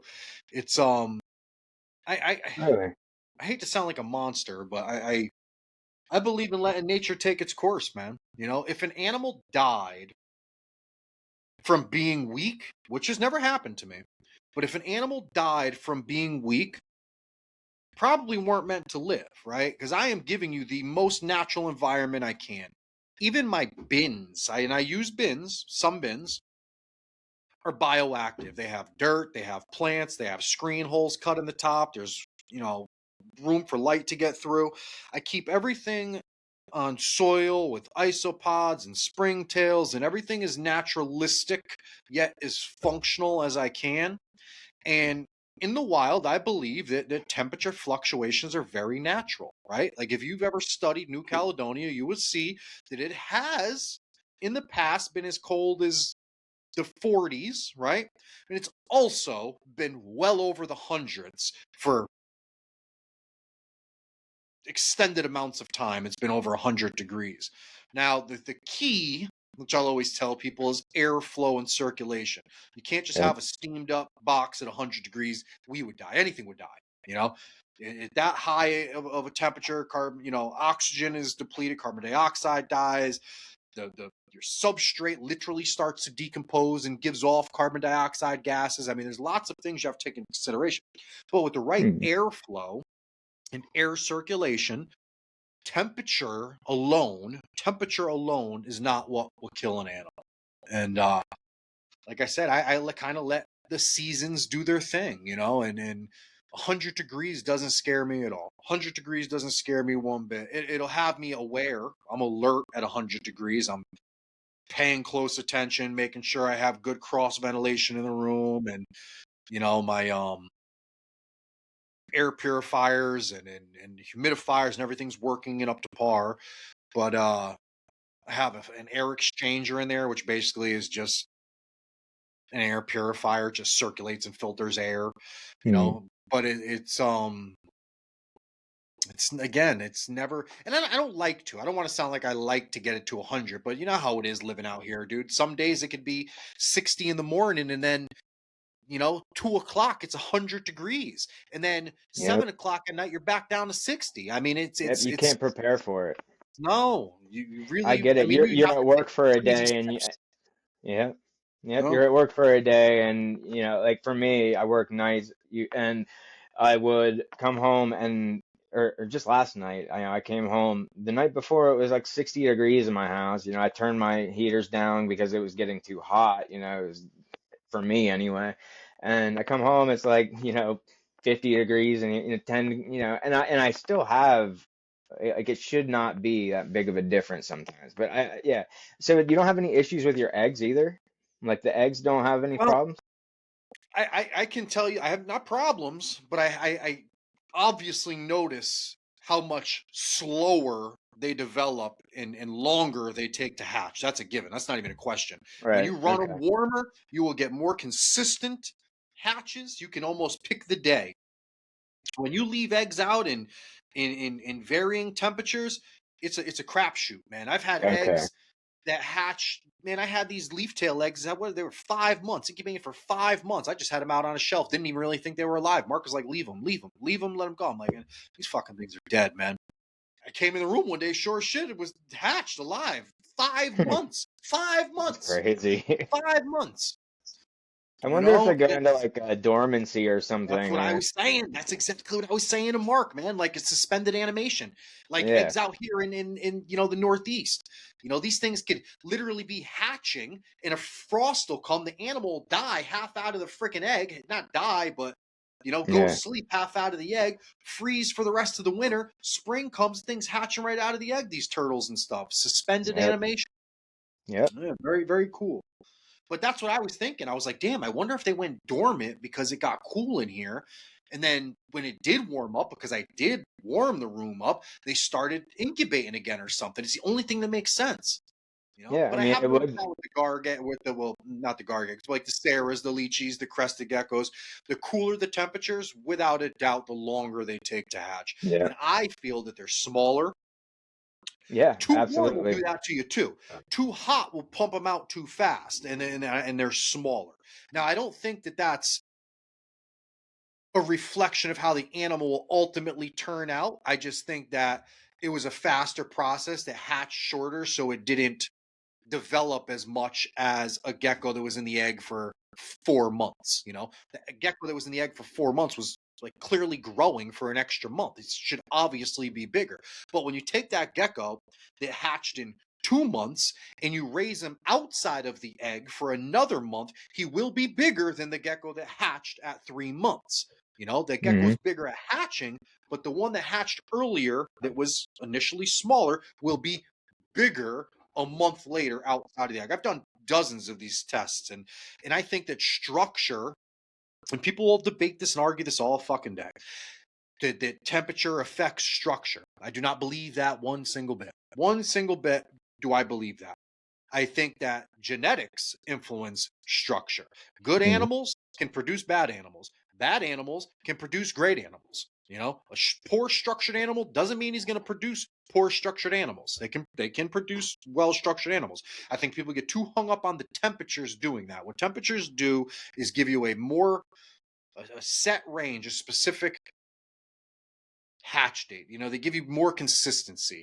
Like when you take an animal and they lay their eggs in the dirt and they're buried, whatever the temperatures are doing above ground, they have they're staying much more stable underground, right? The dirt on top of them, everything acts as a thermal mass. That dirt absorbs heat all day and it stays warmer all night. If you've ever been outside in the summertime and you're digging for something, or if you've ever touched a stone at nighttime after a warm summer day, it may get cooler at nighttime. It may be 65 degrees at nighttime around here, but go touch a stone. It'll still be warm to the touch, you know? Yep, survival 101, get in the ground, cover yourself Facts. up. Facts. Same shit. Same shit. But it's clear. I mean, if you've ever been in construction or done anything and know about frost lines and anything like that, like the ground, it clearly stays warmer underground. So I think that acts as an insulation, a form of insulation. And that's all you're doing is insulating your eggs with warm air when you're incubating it, right? You're just basically insulating the egg with warm air as opposed to what I'm doing, letting it fluctuate with my room all day. Yep. Yeah, no, I was just curious, I get real nervous sometimes, I'm still new. Eggs are like valuable to me, not that Absolutely. they aren't to others, Absolutely. but And I would encourage you know. to keep doing that. I would encourage you to keep doing that. Learn everything. Learn everything. Work out your own concerns, dude. We were talking about this last night, me and Mark. Is you could love somebody and really want to see him succeed, but you're not doing them any good by helping them avoid every mistake. You got to learn on your own with some of this stuff. You got to see what works for you. You got to find your comfort. Find what makes you comfortable. A time's going to come, I promise you, a time's going to come, bro. And I hope you remember this. And you're going to sit back and laugh, but you're going to have cups all over your friggin' room. You're not going to you're not going to be worried about incubating. You're just going to know. You're just going to have you're just going to know, and you'll see. You'll see. You won't be I this believe way, it. so hyper focused and concerned and nervous. But I'm glad you are. That means you care. You care. So that's Oh a yeah. good thing. But a time's I going to care come where you're more going to than I care to even feel, I'd rather not care that much. But I get nervous about everything, their comfort is like, I don't know. I try and make them, as home as possible. That's awesome. Yeah, dude. And it is subsiding, like I try and tell, I have a few people that come to me now for questions, which is kind of cool. And but and I tell them all the time, I'm like, in time, this is all gonna become second nature. And it's like, everybody's a little crazy and nervous and like worried about, is this the right way? And it's so variable. It's like, everything, you will find your way. And yeah, but asking specific questions really doesn't do you, like, you can get good answers, but you to find out on your own is, until you Sure. get in and do it, No it's one you else don't. has your setup, bro. No one else has your Yep. exact setup or your exact schedule. Nobody out here. We do similar things, but nobody is doing exactly what you're doing. So you have to find what works for your system for you. All this other stuff, you can listen to everybody you want, you gather all the information you can, and you apply it accordingly. However, no one's going to do what you're doing, and you're not going to do exactly what everyone else is doing. You got to find your way, man. Yep. Oh yeah, man. How are you housing your animals? How do you do pairs all season? Do you pair and separate? What do your enclosures look like? Walk us through that whole little. So I can show you some enclosures in a sec, if you want. I'm only doing pairs because lineage is, important to me. Even if it's not important to the person I'm selling to, it's important to me. So I want to know exactly what comes from what, and I want, like, it's all very, very interesting to me, and like to see the little differences and how things, blend, how, it's just all very interesting. So I'm gonna keep it that way, pairs only, and I do keep them together, but the plan is for all season as of right now. I have a lot of males coming up, growing out, so I might have to like do something different next year, maybe halfway switch them out, if I want different babies. But Sure, it kills for me to do it now, too, bro. I hate doing it. I'm like, yeah, I'll just take if I want something different, I'll take their kids and I'll figure something out, man. yeah, I know people think that I'm like over analyzing it. But like with my Chihuahuas, man, like I raised them all for like 3.5 years before I ever thought Yep. about pairing them from babies. 3.5, 4 years I raised some of these things. And I put them together and they bond and they've been together for 2 years in a cork tube together. I've watched males defend the food dish, and I've seen things in them interacting where I have a pair or two that I'm not super fond of everything they produce. They're great Chihuahuas and they're awesome to get to people, but I'm not separating them. Fuck it, leave them alone. I know what they produce. I know what their babies are doing. I'll adjust the program accordingly through their offspring. I'm not just let them be. They're No, cool. They especially get with along. Hua, because they get to know each other. That's good. You could risk a whole male or female dying switching it up. Something could go wrong even switching it up. So I totally agree. And it seems like they get, once they get going together, they hang out together. From everything I've seen, I only have Boris's pairs to really compare or to like base this off of, but every time I see them, they're like together, hanging out together. It's as if they are like a couple. So I can get why you wouldn't want to separate them. You got to My be careful crested with the geckos I guards have. too. My crested geckos I have Absolutely. full males. The guards do. I don't think they really. I don't know yet. As I said, I don't know.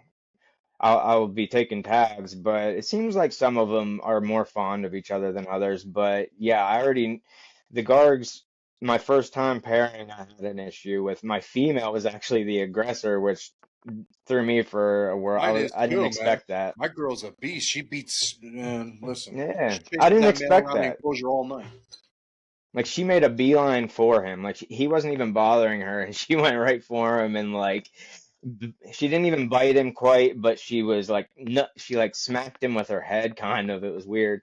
But that was enough for me to just be like, all right, let me tone this back, and then I switched their enclosure stuff around and got the hang of it. But yeah, I don't know, man. I'm not gonna separate them halfway through the year or anything unless they're like fight or if like there's a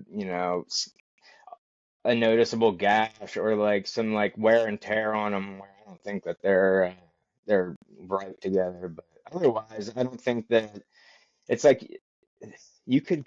The last pair that I hatched out of my pair last year was the best pair or the best clutch of eggs that I ha got out of them. So I don't really, you could get something insane that last couple months you were planning on switching it up. So. And you Are can you never really feeding? be sure. It's like you have that off season or like at the end of the season where they stop laying and stuff. You can kind of start anew the next year. I don't want to like pair another one and think it's from this male and it's from the one before or whatever. Are you feeding just crested gecko diet and insects, or are you doing lizards also and stuff?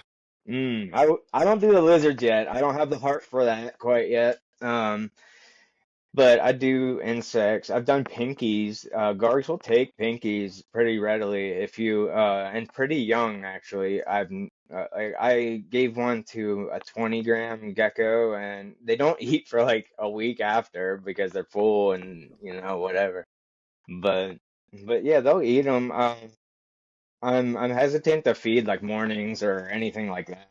It's I feel bad, These are my friends.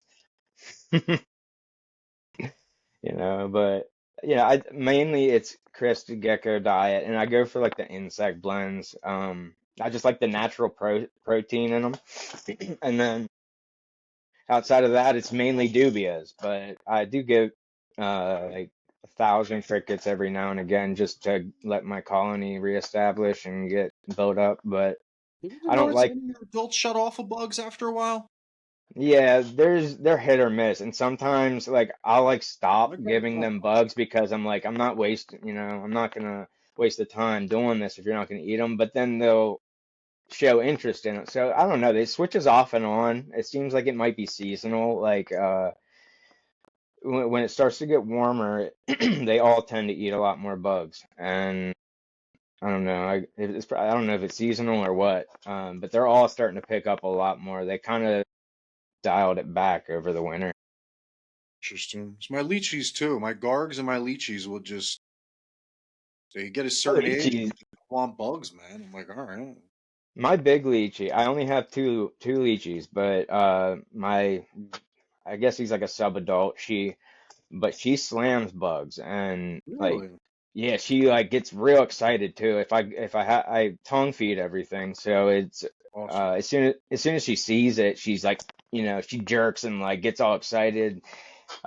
She'll slam them. Those pinkies, just about anything, dude. She loves food. Mine Oh. What stopped. locales do you have, lychees? What are you working with? I have one that is I'm not quite sure. They're both from Boris. Boris gifted my son the bigger girl, and she's a Bros. And let me see. That's Boris, boy. Oh Telling you, man. yeah, Yo, he's the yo. He's he loves to give you absolutely. He'd all give the a kid. He'd give geckos. a kid his best animal on his table, man. Wouldn't blink twice about it.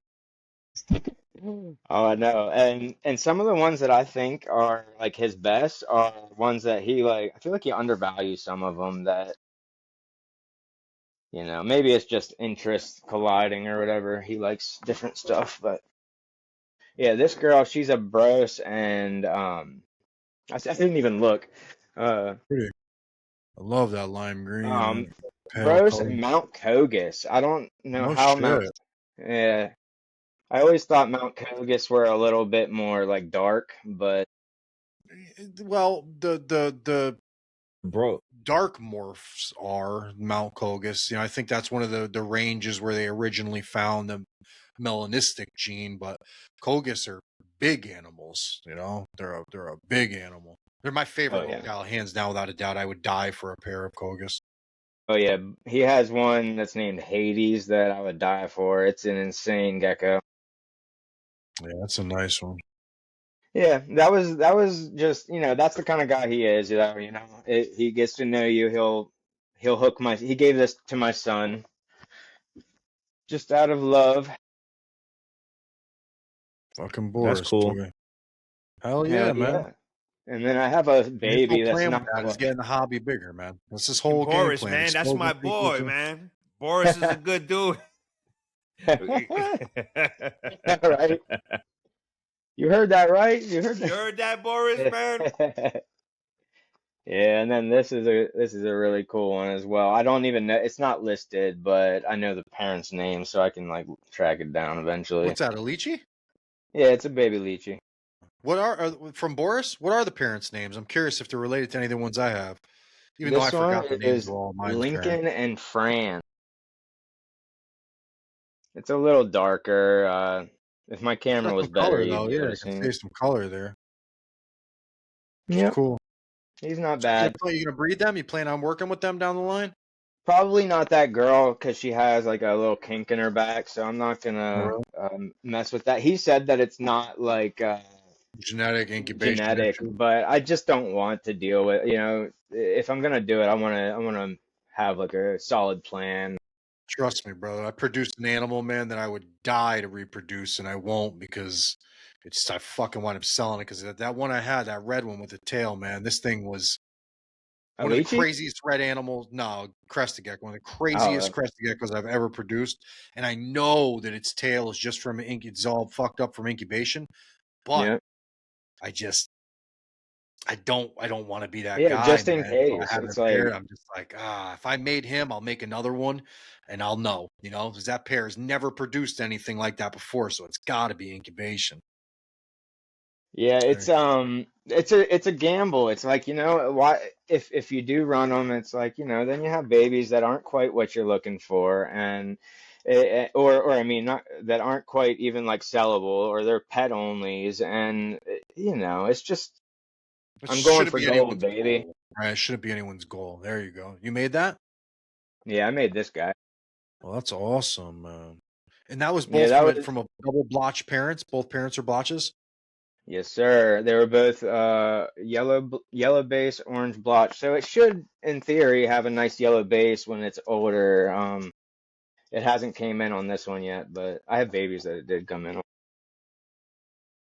It's kind of cool though to see like all the variants because like I said, you see how that one had bigger blotches. Um, this one didn't hit for like the big blotches, but it still has some. But the yellow base it got. So I'm thinking that yellow base will be much better than both mom and dad because it's already like bright yellow, much better in person too. But right now it's mainly oranges, and then I got a bunch of stuff up the pipeline though. I just got a couple new arrivals. This is something that's not even like what I usually get. I see everybody seems to like the pastels, so I had to get into them. Cool. Where'd you get that one from? Same old Boris. When I find the Really? deals, I get them. Yeah, well, all right. Like I said, I like to say I have self-control, but when I go to these shows and Boris has these on the table, and I'm like, well, can you work with me, like, because I work for him, so it's like I try and get in where I can. Sure. I Sure. can't help but grab them. Sure. Yeah, I Yeah, don't and blame you. and Why there's not? just Why so wouldn't you? many cool different ones. There's always there like the next day I go out, I'm like, oh I okay, worked at Mark's table. I held Mark. I'm going home with a whole bunch of caps. I mean, you oh you you yeah, you, What do you you let him put need them on the you, table? you need to use your employee discount. You'd be a fool not to.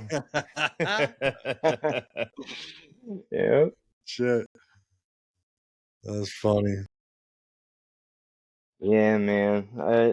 But it's a small sample size I have so far, but it's a nice, I feel like the growth that I'm doing is like it's valuable. It's like I'm learning step by step. It seems like it's going in the right path. So this is from a different dad. It's not anything crazy pretty, but the dad lost a hemipene, so I'm happy I got a baby from it.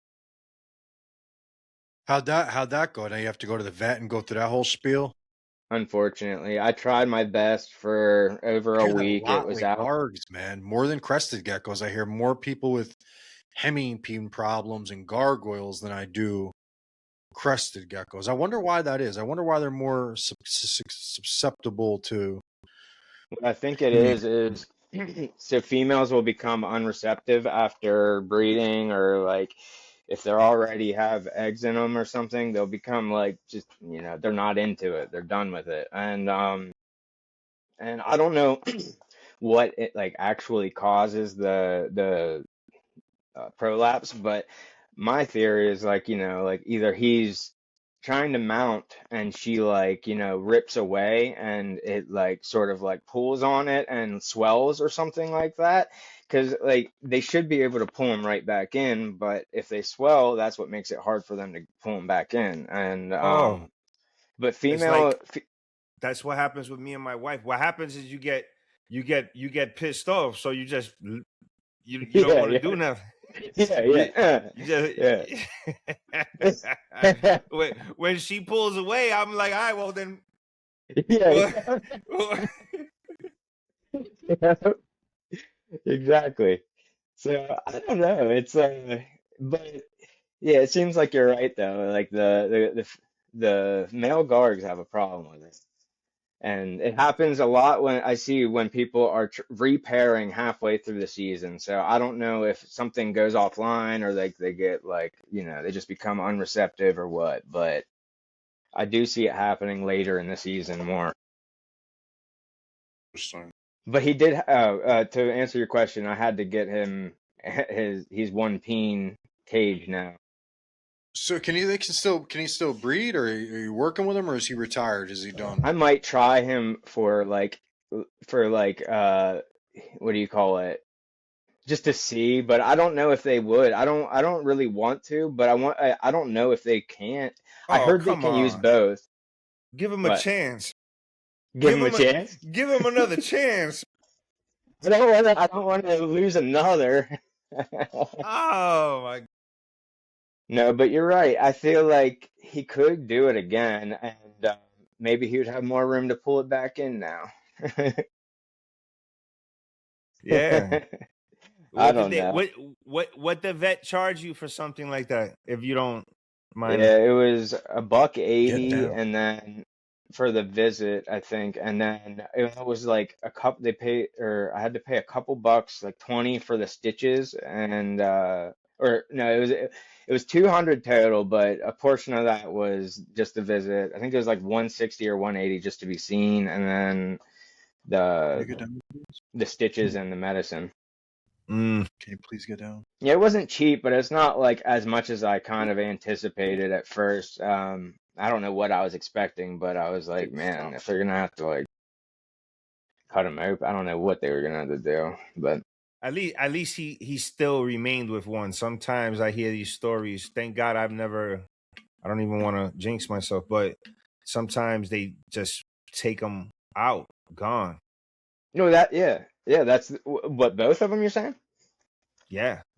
Oh yeah, they took one from him, but it's so he only has one left, and yeah, they put all right. So I tried myself to push it back in. The whole like someone just asked me about this today with their lychee. They had a hemipene prolapse, and the whole like method is the sugar water or Pedialyte, and then Q-tip. I'll use like a cold. After I soak them, I'll use like a cold Q-tip to like sort of trigger that muscle response to like to contract it, and I'll also, work it in and clean it off as I'm doing so. But I got it in initially, but I must not have. I was scared to push hard and hurt him, so it came back out. I don't think I like pushed it in for far enough. And then I took him into the vet, and the same thing happened with them. They pushed it in, and it popped back out. And she was like, "Yeah, I can try again, but I don't think blah blah blah blah blah." So I was Hey like, "Take it." man, one thing. I'm not a vet or anything, but I've had my fair share of those issues. Hmm. One thing I tell people that ask me, I leave it completely up to you. But I've had for 3 days, Hmm. and then it went back in with no problem. Yep, You know, yeah, I've so heard, you leave it alone for at least 24 hours because they'll naturally try and work it back in. But that I didn't know they would, 3 days is, I'd be losing hope.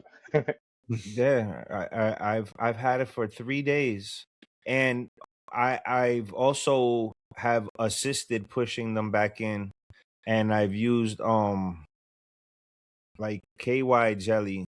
Yeah, it works.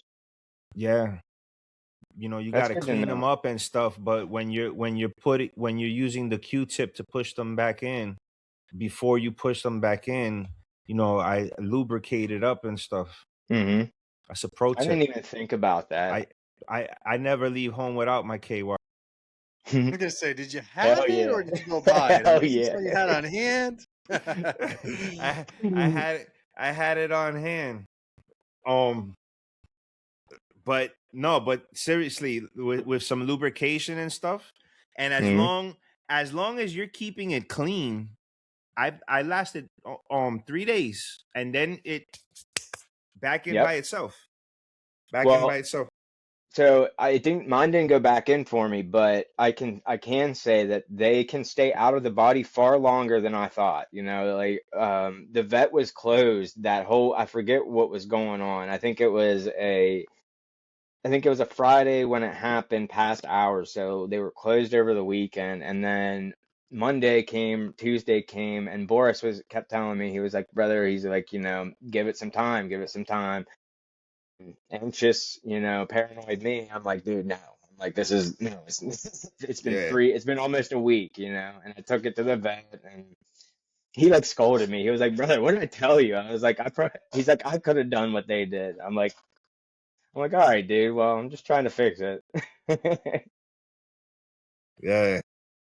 Yeah, no, but I get where he's coming from because a lot of the time these vets will do pretty much the same stuff, like nothing much other than maybe cutting that or like stitching that. Like they do the same thing that they tell you to do, in the hobby, the same methods.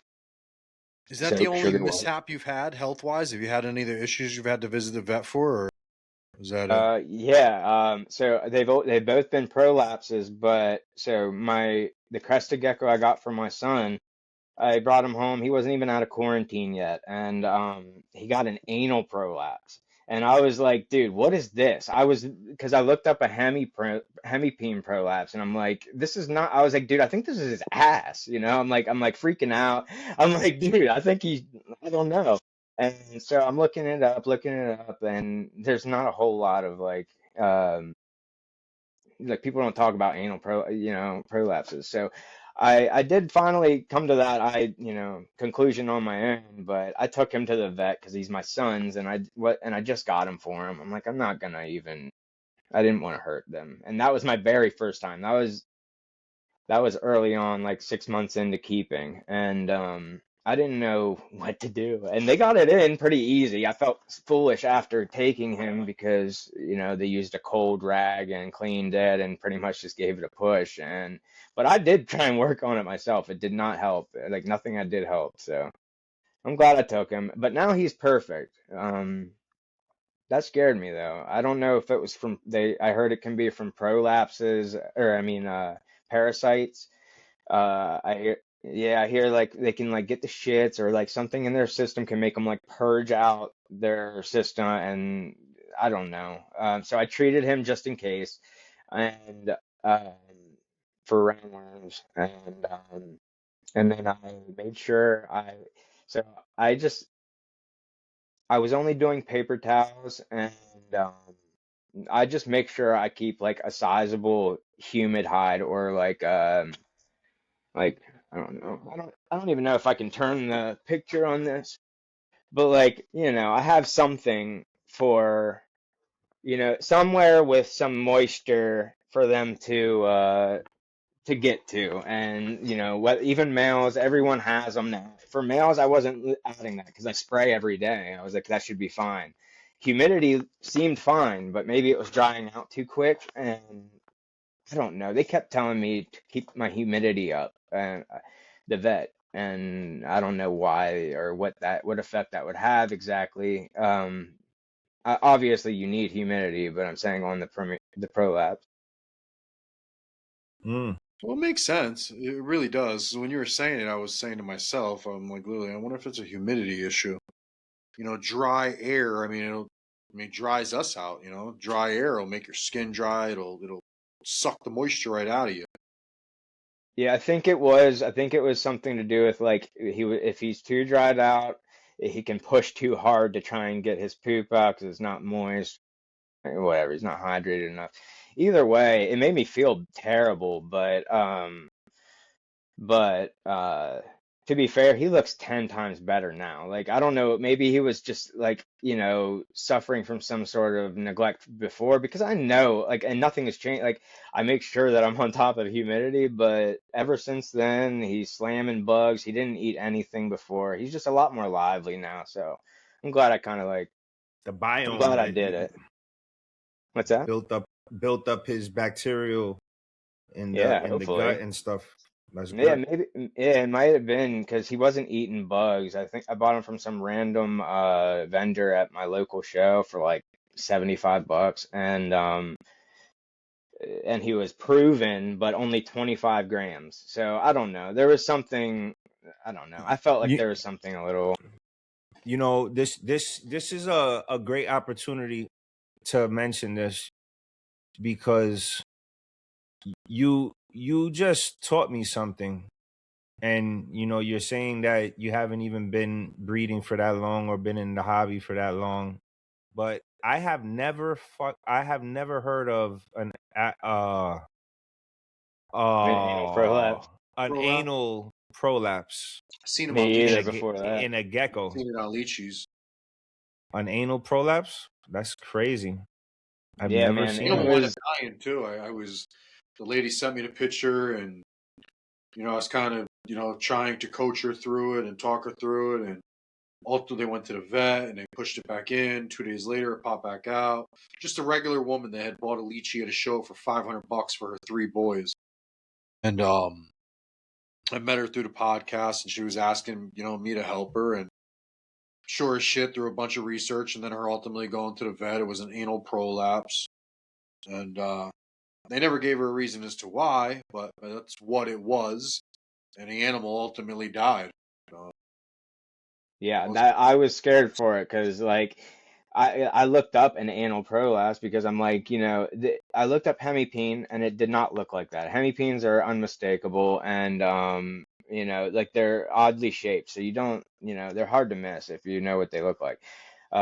This did not look like that. So I was like, what is this? And the only other Those thing, toys that's when you're down a there. kid that you squeeze, they're like full of jelly, but you can Yes. like, stick your Yep. finger in them. I know exactly what you're talking about. That's what an anal prolapse looks like. Yeah. Yeah, they're it's funny that I knew that right away. Well, if you've seen a prolapse, you know like, exactly what it is. like, it's No, like I know what you're talking about. They're like inward and they roll this out, but yeah. this I is don't know gonna what they get even are, like demonetized. stress toys or something. I don't even know what the hell those things are. We are not getting paid for this episode. I'm telling you right Oh now. boy. Do you know what we're This- talking about though, Mark? You know the thing it's like full of water, but you could like I don't know what the hell it does. It's like a tube and it turns inside out. You just Yeah. sometimes Hey, put like man. fish in them for the kids. It'll be like a fake little fish in it, but it's like a squeeze yeah, toy. the thing that Yeah, yeah. yeah. Yep. What are the name of those But yeah, fucking I that's know. things? exactly I how gotta it looks know. like. I gotta know what But it's I just know called. what you're super saying. bright red, It's just a really bright red. But anyway, I hear that they can be like fatal if you don't take care of them. So I was scared, but we got it taken Yeah, care of, they'll and dilute you. Yeah, yeah. that's interesting. That's interesting. That's interesting. I've never seen that, nor have I heard of anybody talk about that. And I I'm typed it in and big. found one. Oh, Water yeah, tube let's show stress it. toy. Oh, the toy. Yep. Oh, That's stress exactly toy. how it looks. That's what an anal prolapse will look like, sticking out of that thing's butt. Yeah. Was And that a it's scary, Susie? man. Huh? And you don't know where to push because it's like there's a hole there. So it's like I was like nervous to like push because I'm like I'm not gonna like hurt this gecko by doing this. And but they took care of it. And yeah, Oh, that's it's good to know that that's possible because yeah, yeah, so my theory is it's either because I started feeding bugs and it was never eating bugs before. Maybe it got something from it, or like you said, building up a bacterial thing and it got clogged up. Whatever the case, I just know that I'm gonna try and keep my enclosure as humid as possible and make sure I'm feeding like a varied diet so he doesn't I make sure that I feed heavy bugs and it's pretty much back and forth bugs and then gecko. Every, I give 2 days in between for adults and then babies I do every other day. But I give bugs to everyone. As soon as they come out of the egg, I give them like a couple days to sort of just stop getting so nervous, and then I offer tiny dubia nymphs or crickets. yeah, I Nice. wait a couple days myself too. I want them to realize they're supposed to eat their shed. So I like to make sure I believe that there's nutrients in that. I like them to do, I guess there's no longer a yolk attached to them, but I give them a day or two before I feed them too. I've Oh tried to yeah. feed hatchlings bugs, and I feel like it just scares the shit out of them at first. I like them to build their confidence, get to know their environment, then they attack some shit. hmm Yeah, but I'll tell you what, the difference between a gecko that eats bugs and is fed bugs daily and one that doesn't is Hell yeah. insane. We talk about It it all the is time. I've done crazy. the studies. I've had groups. I have a little rack, a little baby rack thing with 8 bins in it. And I've had 4 on one side, and I've fed these 4 geckos nothing but mix, and these 4 nothing but bugs. Dude, give it Yep. 3 months, you never know the difference, man. You think these ones that are eating the mix just hatched still, and these other ones are grams away from breeding age almost. It's insane. The difference is insane. That's why you see a lot of breeders, for a long time I'd think like, how is this gecko a year old and it's 8 grams? I'm like, how does that make sense? How is that even possible? Yeah, but it makes sense, that if you don't give them a whole lot, they're not Oh, eager, if you keep them cool, like a lot of people suggest keeping these animals like 65 degrees, to me, that's fucking Yeah, cold, man. no, That's wintertime New Caledonia shit, 65 degrees. You're keeping yeah, them at 65 degrees and feeding them a tiny little cap of sugar dense mixed diet twice a week. Yeah, you're gonna have an 8 gram animal in a fucking year. That's yeah. what you're gonna get, man. Bump that shit up to 75 degrees, feed them bugs once to twice a week, and mix once to twice a week. You'll have a monster.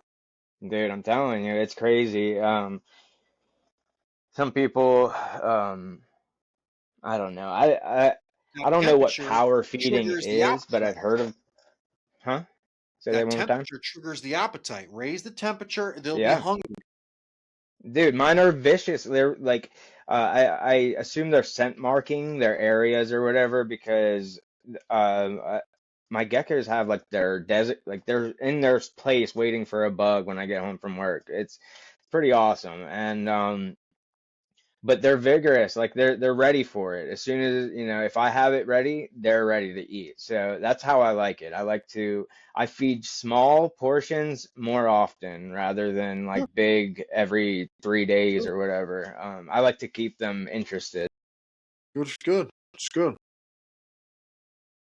Yeah. I don't Very interesting. supplement a whole lot though, other than like maybe bugs, dust bugs every time. But other than that, liquid calcium for females, Yeah. right. Like right before breeding season, after a clutch, I'll give them a dose. Do you keep calcium dishes in your I breeding don't do pairs? that. Do you do that? I've tried I it. do. I do. Do you? Do they use it? It's worth it? They, I mean, to be honest with you, I've never not done it, so I can't tell you if it's worth it or not. But I Right. know that they utilize it all the time. Okay. I might even try that. I didn't think about, like, I've heard people doing it. Uh, what do you keep it in?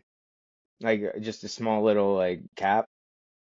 Yeah, yeah. The same little cap that you use for the crested gecko diet. I Okay. use cubes. You can see it on my Instagram, but I'm gonna show you guys what I use. I use these they're basically like miniature salt licks. They're calcium blocks, and I think they're made. I don't know what they're made for, but they come in little cubes, and I just throw one in every enclosure. Well, I'll stick them on the bark or something like that. It's not a bad Really? Watch. idea. I see, like when my gecko, sometimes they won't be interested in a bug, and they'll sit there and lick it, like lick the calcium off of it, like continuously lick it. So they obviously are craving it at times, and I might try that out actually. I appreciate that. Yeah. I thought about putting like the liquid in like maybe their water sometimes, but I was like, But I they don't know. sell shit, man. Damn, I want to just show you a picture. They sell like these things. This is what I'll put. Mine are a little slightly different. Oh Okay, These yeah. yeah, switcher cubes. It's just calcium. yeah. They're little blocks. The ones I buy come in little squares, little 3/4 inch by 3/4 inch square. They look like a blank dice. I throw one in all my Chihuahua enclosures. All have them. That's pretty cool. Mm. Yeah, Chihuahuas I feel like definitely need that extra calcium too. There they are. $3. Well, these are on AliExpress, but they're those little white cubes. Hmm. Yeah, they're little sugar cubes, I mean. Basically, it's what they Looks look like like. it. Yeah, they're calcium blocks. Calcium slash mineral blocks. That's what they call them there. I'll post a link to the video of where I got mine. There's lots of options. There they are. This is on eBay. This is exactly where I got mine too. Mineral blocks. Uh, Huh. I've never even seen that. Much neater. Like I said, I was trying the dishes, but they just like walk through them and shit in them and like just That's piss what me off. my concern was, is like the not like for some reason, if there's a I include water dishes in every enclosure, and there's certain ones that just aim for that. I swear. They just shit right into it. And I Sure assume do. that I would do the same with like, because I see them do it to their food sometimes. But and the spraying, because you know how it like rocks up, it like gets hard if it gets wet. I don't know how to describe it. I got it. Yeah, if I had a dish out and I don't know, like I guess just from the air humidity, I had my fogger, my humidifier on, and it was just a dish of that. It was like what I was putting in, dusting my insects with. It like solidified, like I could not get it out of this glass little puck. I was like, what the f dude? I was chucking, like chipping away at it. So, but Oh shoot. what kind of calcium do you use? Just curious. I use Gosh, I use Rapashi. I have Apache. Repashy, I have Mineral. Yeah, that's what I use. What's this? Right now I have Repashy and Mineral. That's all I have left. Yeah, And I then think those I are the use two to get. Reptivite.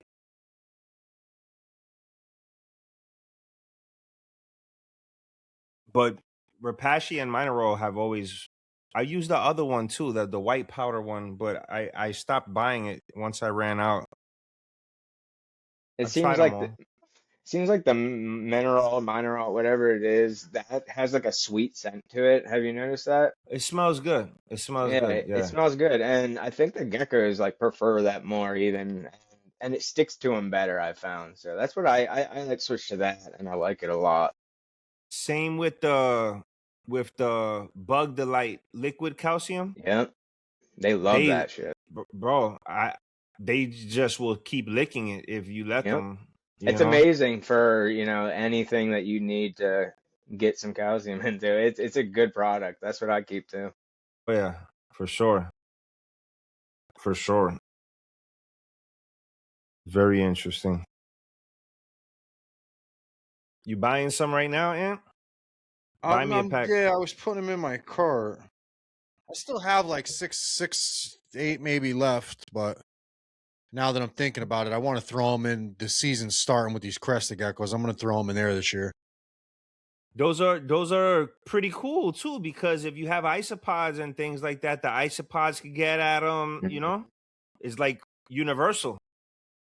I genuinely believe, and I've said this before too, but New Caledonia being, it's obviously an archipelago. It's a group of islands. However, they're islands surrounded by reefs. If you were to go and do a core test, test the soil and the substrate of New Caledonia, I genuinely believe that you would find a high calcium concentration. Limestone, everything that makes up those islands is super calcium rich. All the sea life and everything that dies, that decomposes and contributes to the soil of New Caledonia is calcium rich. All of the crabs, all of the snails, everything that creates that island is a calcium dense Yep. Yep, organism. all the seashells, everything Yes. just ground So up together. Yep. yes. So even when I build my enclosures, I actually use a soil that's highly concentrated in fish racks, fish carcasses. I add limestone to my substrate, limestone, charcoal, I sand, a lot of these silica, a lot of these things that I think would make up New Caledonia. Crushed shells are in my fucking enclosures. I buy crushed coral is in my enclosures, and I make my own substrate out of things that I feel make up New Caledonia soil. Dude, these isopods breed in my enclosures like you can't, dude. It's insane. I have They're littered. thousands of isopods in every enclosure, man, and I don't do anything. They just grow. It's insane They're how they great to have multiply. around. Yeah. No, it's but again, that's how far I go. I mean, I Hey, I think that love an it. That's animal is only as healthy as its ecosystem, its environment, as are we, This planet in which we live on, I mean, dictates how we live. People that live in highly concentrated poor air quality areas are proven to live shorter lives than people who live in the yep. country and live off the land. I mean, it's a fucking fact, And I feel it's the same way with the animals, man. So I try to give them a nutrient rich, dense environment, live plants, living soil. Um, hey, Look, I respect it. I have one bioactive, and that's like I was trying to go that route at first. it's I not had, easy, it's but not, man. I thought it was much easier than it was, not to be that dude, but I was like, man, like why is like I tried 3 different enclosures and they all failed except, well, I tried the other 2 multiple times, but only one of them ended up succeeding, and it's still going and it's doing well. It But takes a little bit of time. yeah, Nice humble brag though. Humble brag. I'm really hmm not even being humble. Fuck that. I have hatched Leachianus in their enclosures. I have and hatched bios, Saracinorums in their enclosures. I have hatched Chihuahuas in their enclosures. I was talking to Ricky Swan, actually used to work for Boris, man, and he brought it to I my know. attention. He was like, "Dude, because I was upset about it. I'm like, damn, I missed a fucking clutch of eggs, man. Like, fuck, I thought they were done. I didn't know." He was like, "You know what? You could be upset about it." He's like, "Or you could be really, really fucking proud that you keep an enclosure that was good and balanced enough to create life." You know, Yeah. like shit, you're right, dude. I should be proud of that, man. I've hatched every species I keep by accident in the enclosure. You Mhm. know, it's a sign of a good Mhm. balanced environment. It It wasn't is a good intentional, sign, yeah. I can't say that it was intentional, but shit, Sarah's, I blew my mind, man. Blew my mind. These things hatching in these enclosures. Well, yeah. I mean, But what are again, the you're paying a chances, lot of attention to a lot more things, and paying attention to plant life and very precise lighting for that. I run my UVBs at a set time. And it's not just for the animal, like I said, it's for the whole environment. I got bromeliads growing in there, I air plants growing in there. They're not easy things to grow, man. They're really not. I've killed so many air plants, like overwatering, overdoing stuff, being too hands-on. I've found that I get the best results when I just fall back, just watch and learn. If it looks dry, add some water. If it looks wet, don't water. I mean, you just uh, Yeah, and to get it all in like harmony all at once is a challenge in its own. Like you could do everything and be good at all those plants and the gecko itself, but all together, it could not nope, work. nope. So I totally get it. I have my Cresty in my bio, and she seems to love it. My Gargs, it seemed like, I don't know, maybe I'm It misinterpreting how comes with its they, problems, dude, too. Make no mistake about it. Finding eggs is not fun. yeah, Having to dig plants up and move things around, it's that's probably why I had these eggs hatch, because I just am like, yeah, I don't want to disturb it. it's Like not these worth it. plants have been in here growing for so long, or I'm like, fuck, I gotta rip this whole damn thing apart, man. Like, Yep, ugh. and they like to put them into the roots, so it's like, Uh-huh. a lot of Exactly what issues with they it. this is out my Sarah's did. Literally Yep, dug. I had these parlor palms in there, and it dug around the roots and literally buried her clutch in the root ball of this yep. freaking palm tree, It's man. like how? How did you even? It's like they tuck it in there too. Well, kind of smart. It's kind of smart, I mean, But if you also, safe, dude, I guess. when I see people saying about, oh, there's a brain cell, I know it's all fun, but I think even Cresties are pretty smart animals. They gotta be. Their life is Yeah, nothing but survival. I say that all the time. We wake up and we have options to do things. These animals wake up and are just trying to survive. You know, their job is to do nothing but survive. And reproduction, all the things that come along with survival and whatnot. They're of course they're smart. They do things and see things we never would. Their job is to survive in the wild, at least. yeah. They're not stupid. They're not stupid at all. They're actually smart. We should run from people as much as they do. hmm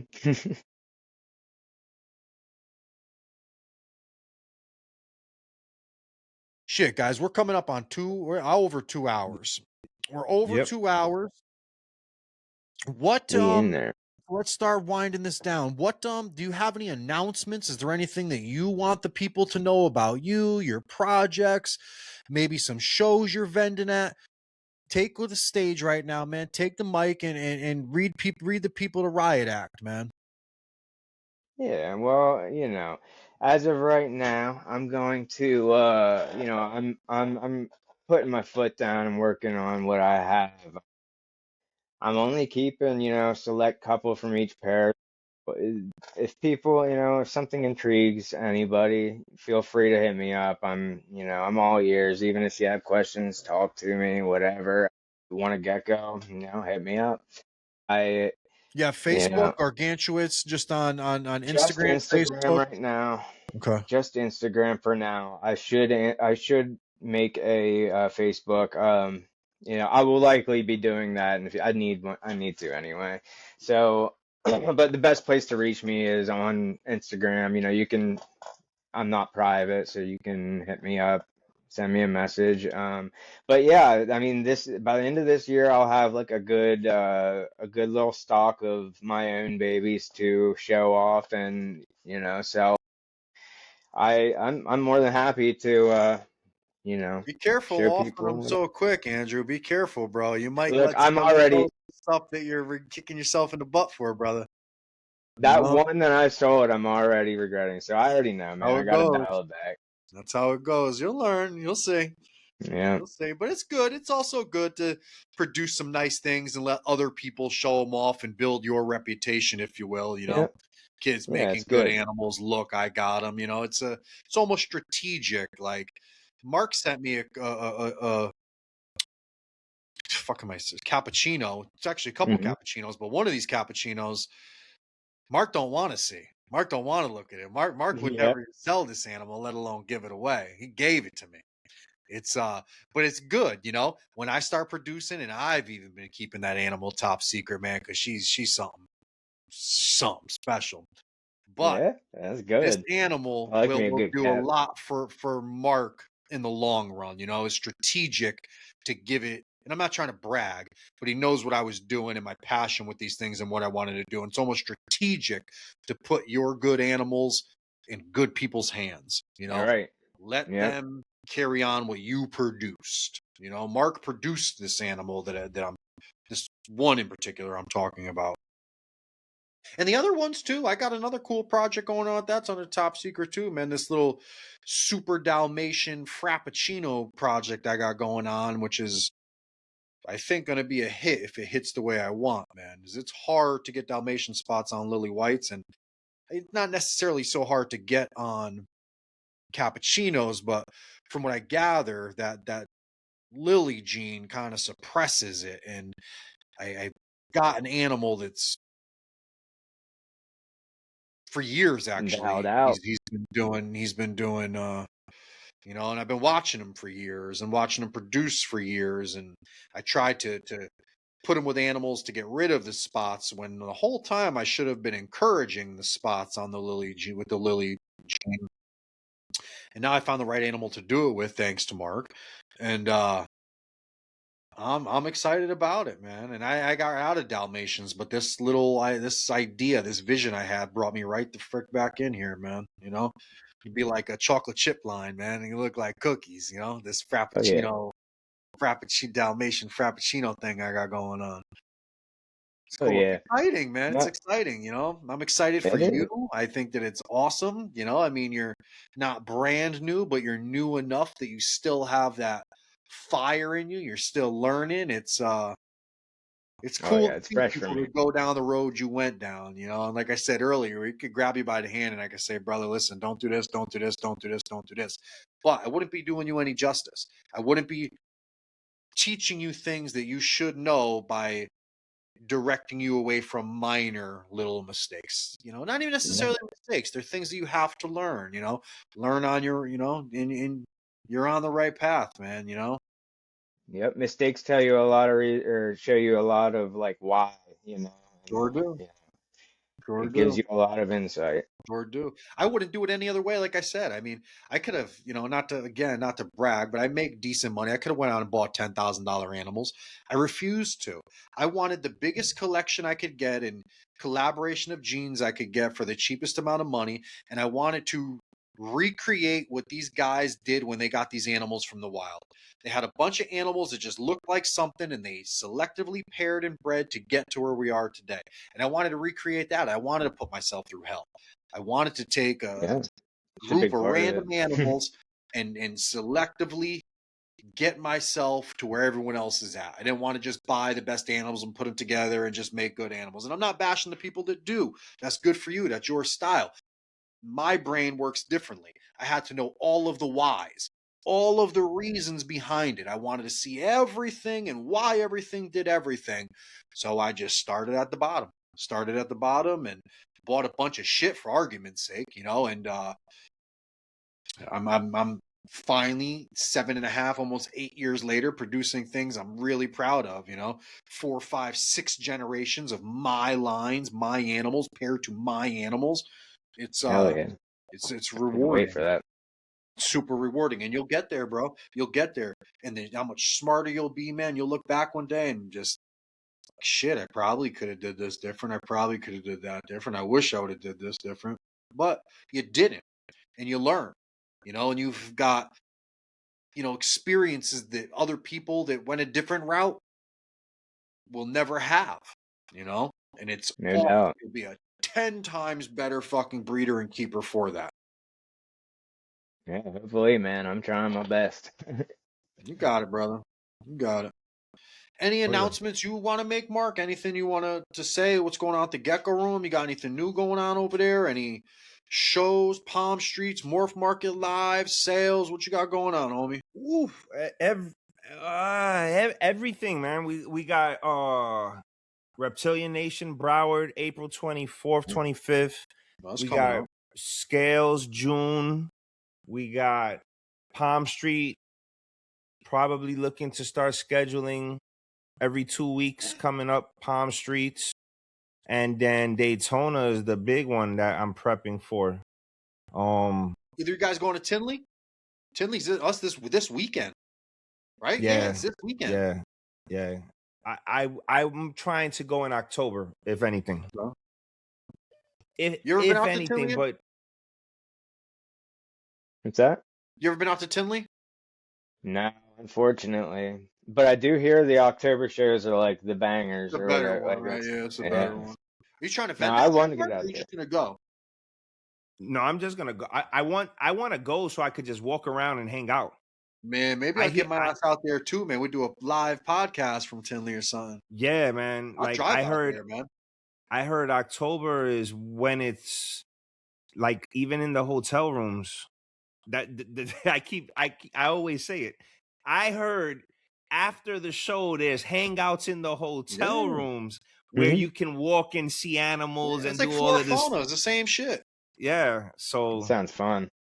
it sounds It's like a better lot of fun. deals too, man. Nobody really wants to go home with that stuff.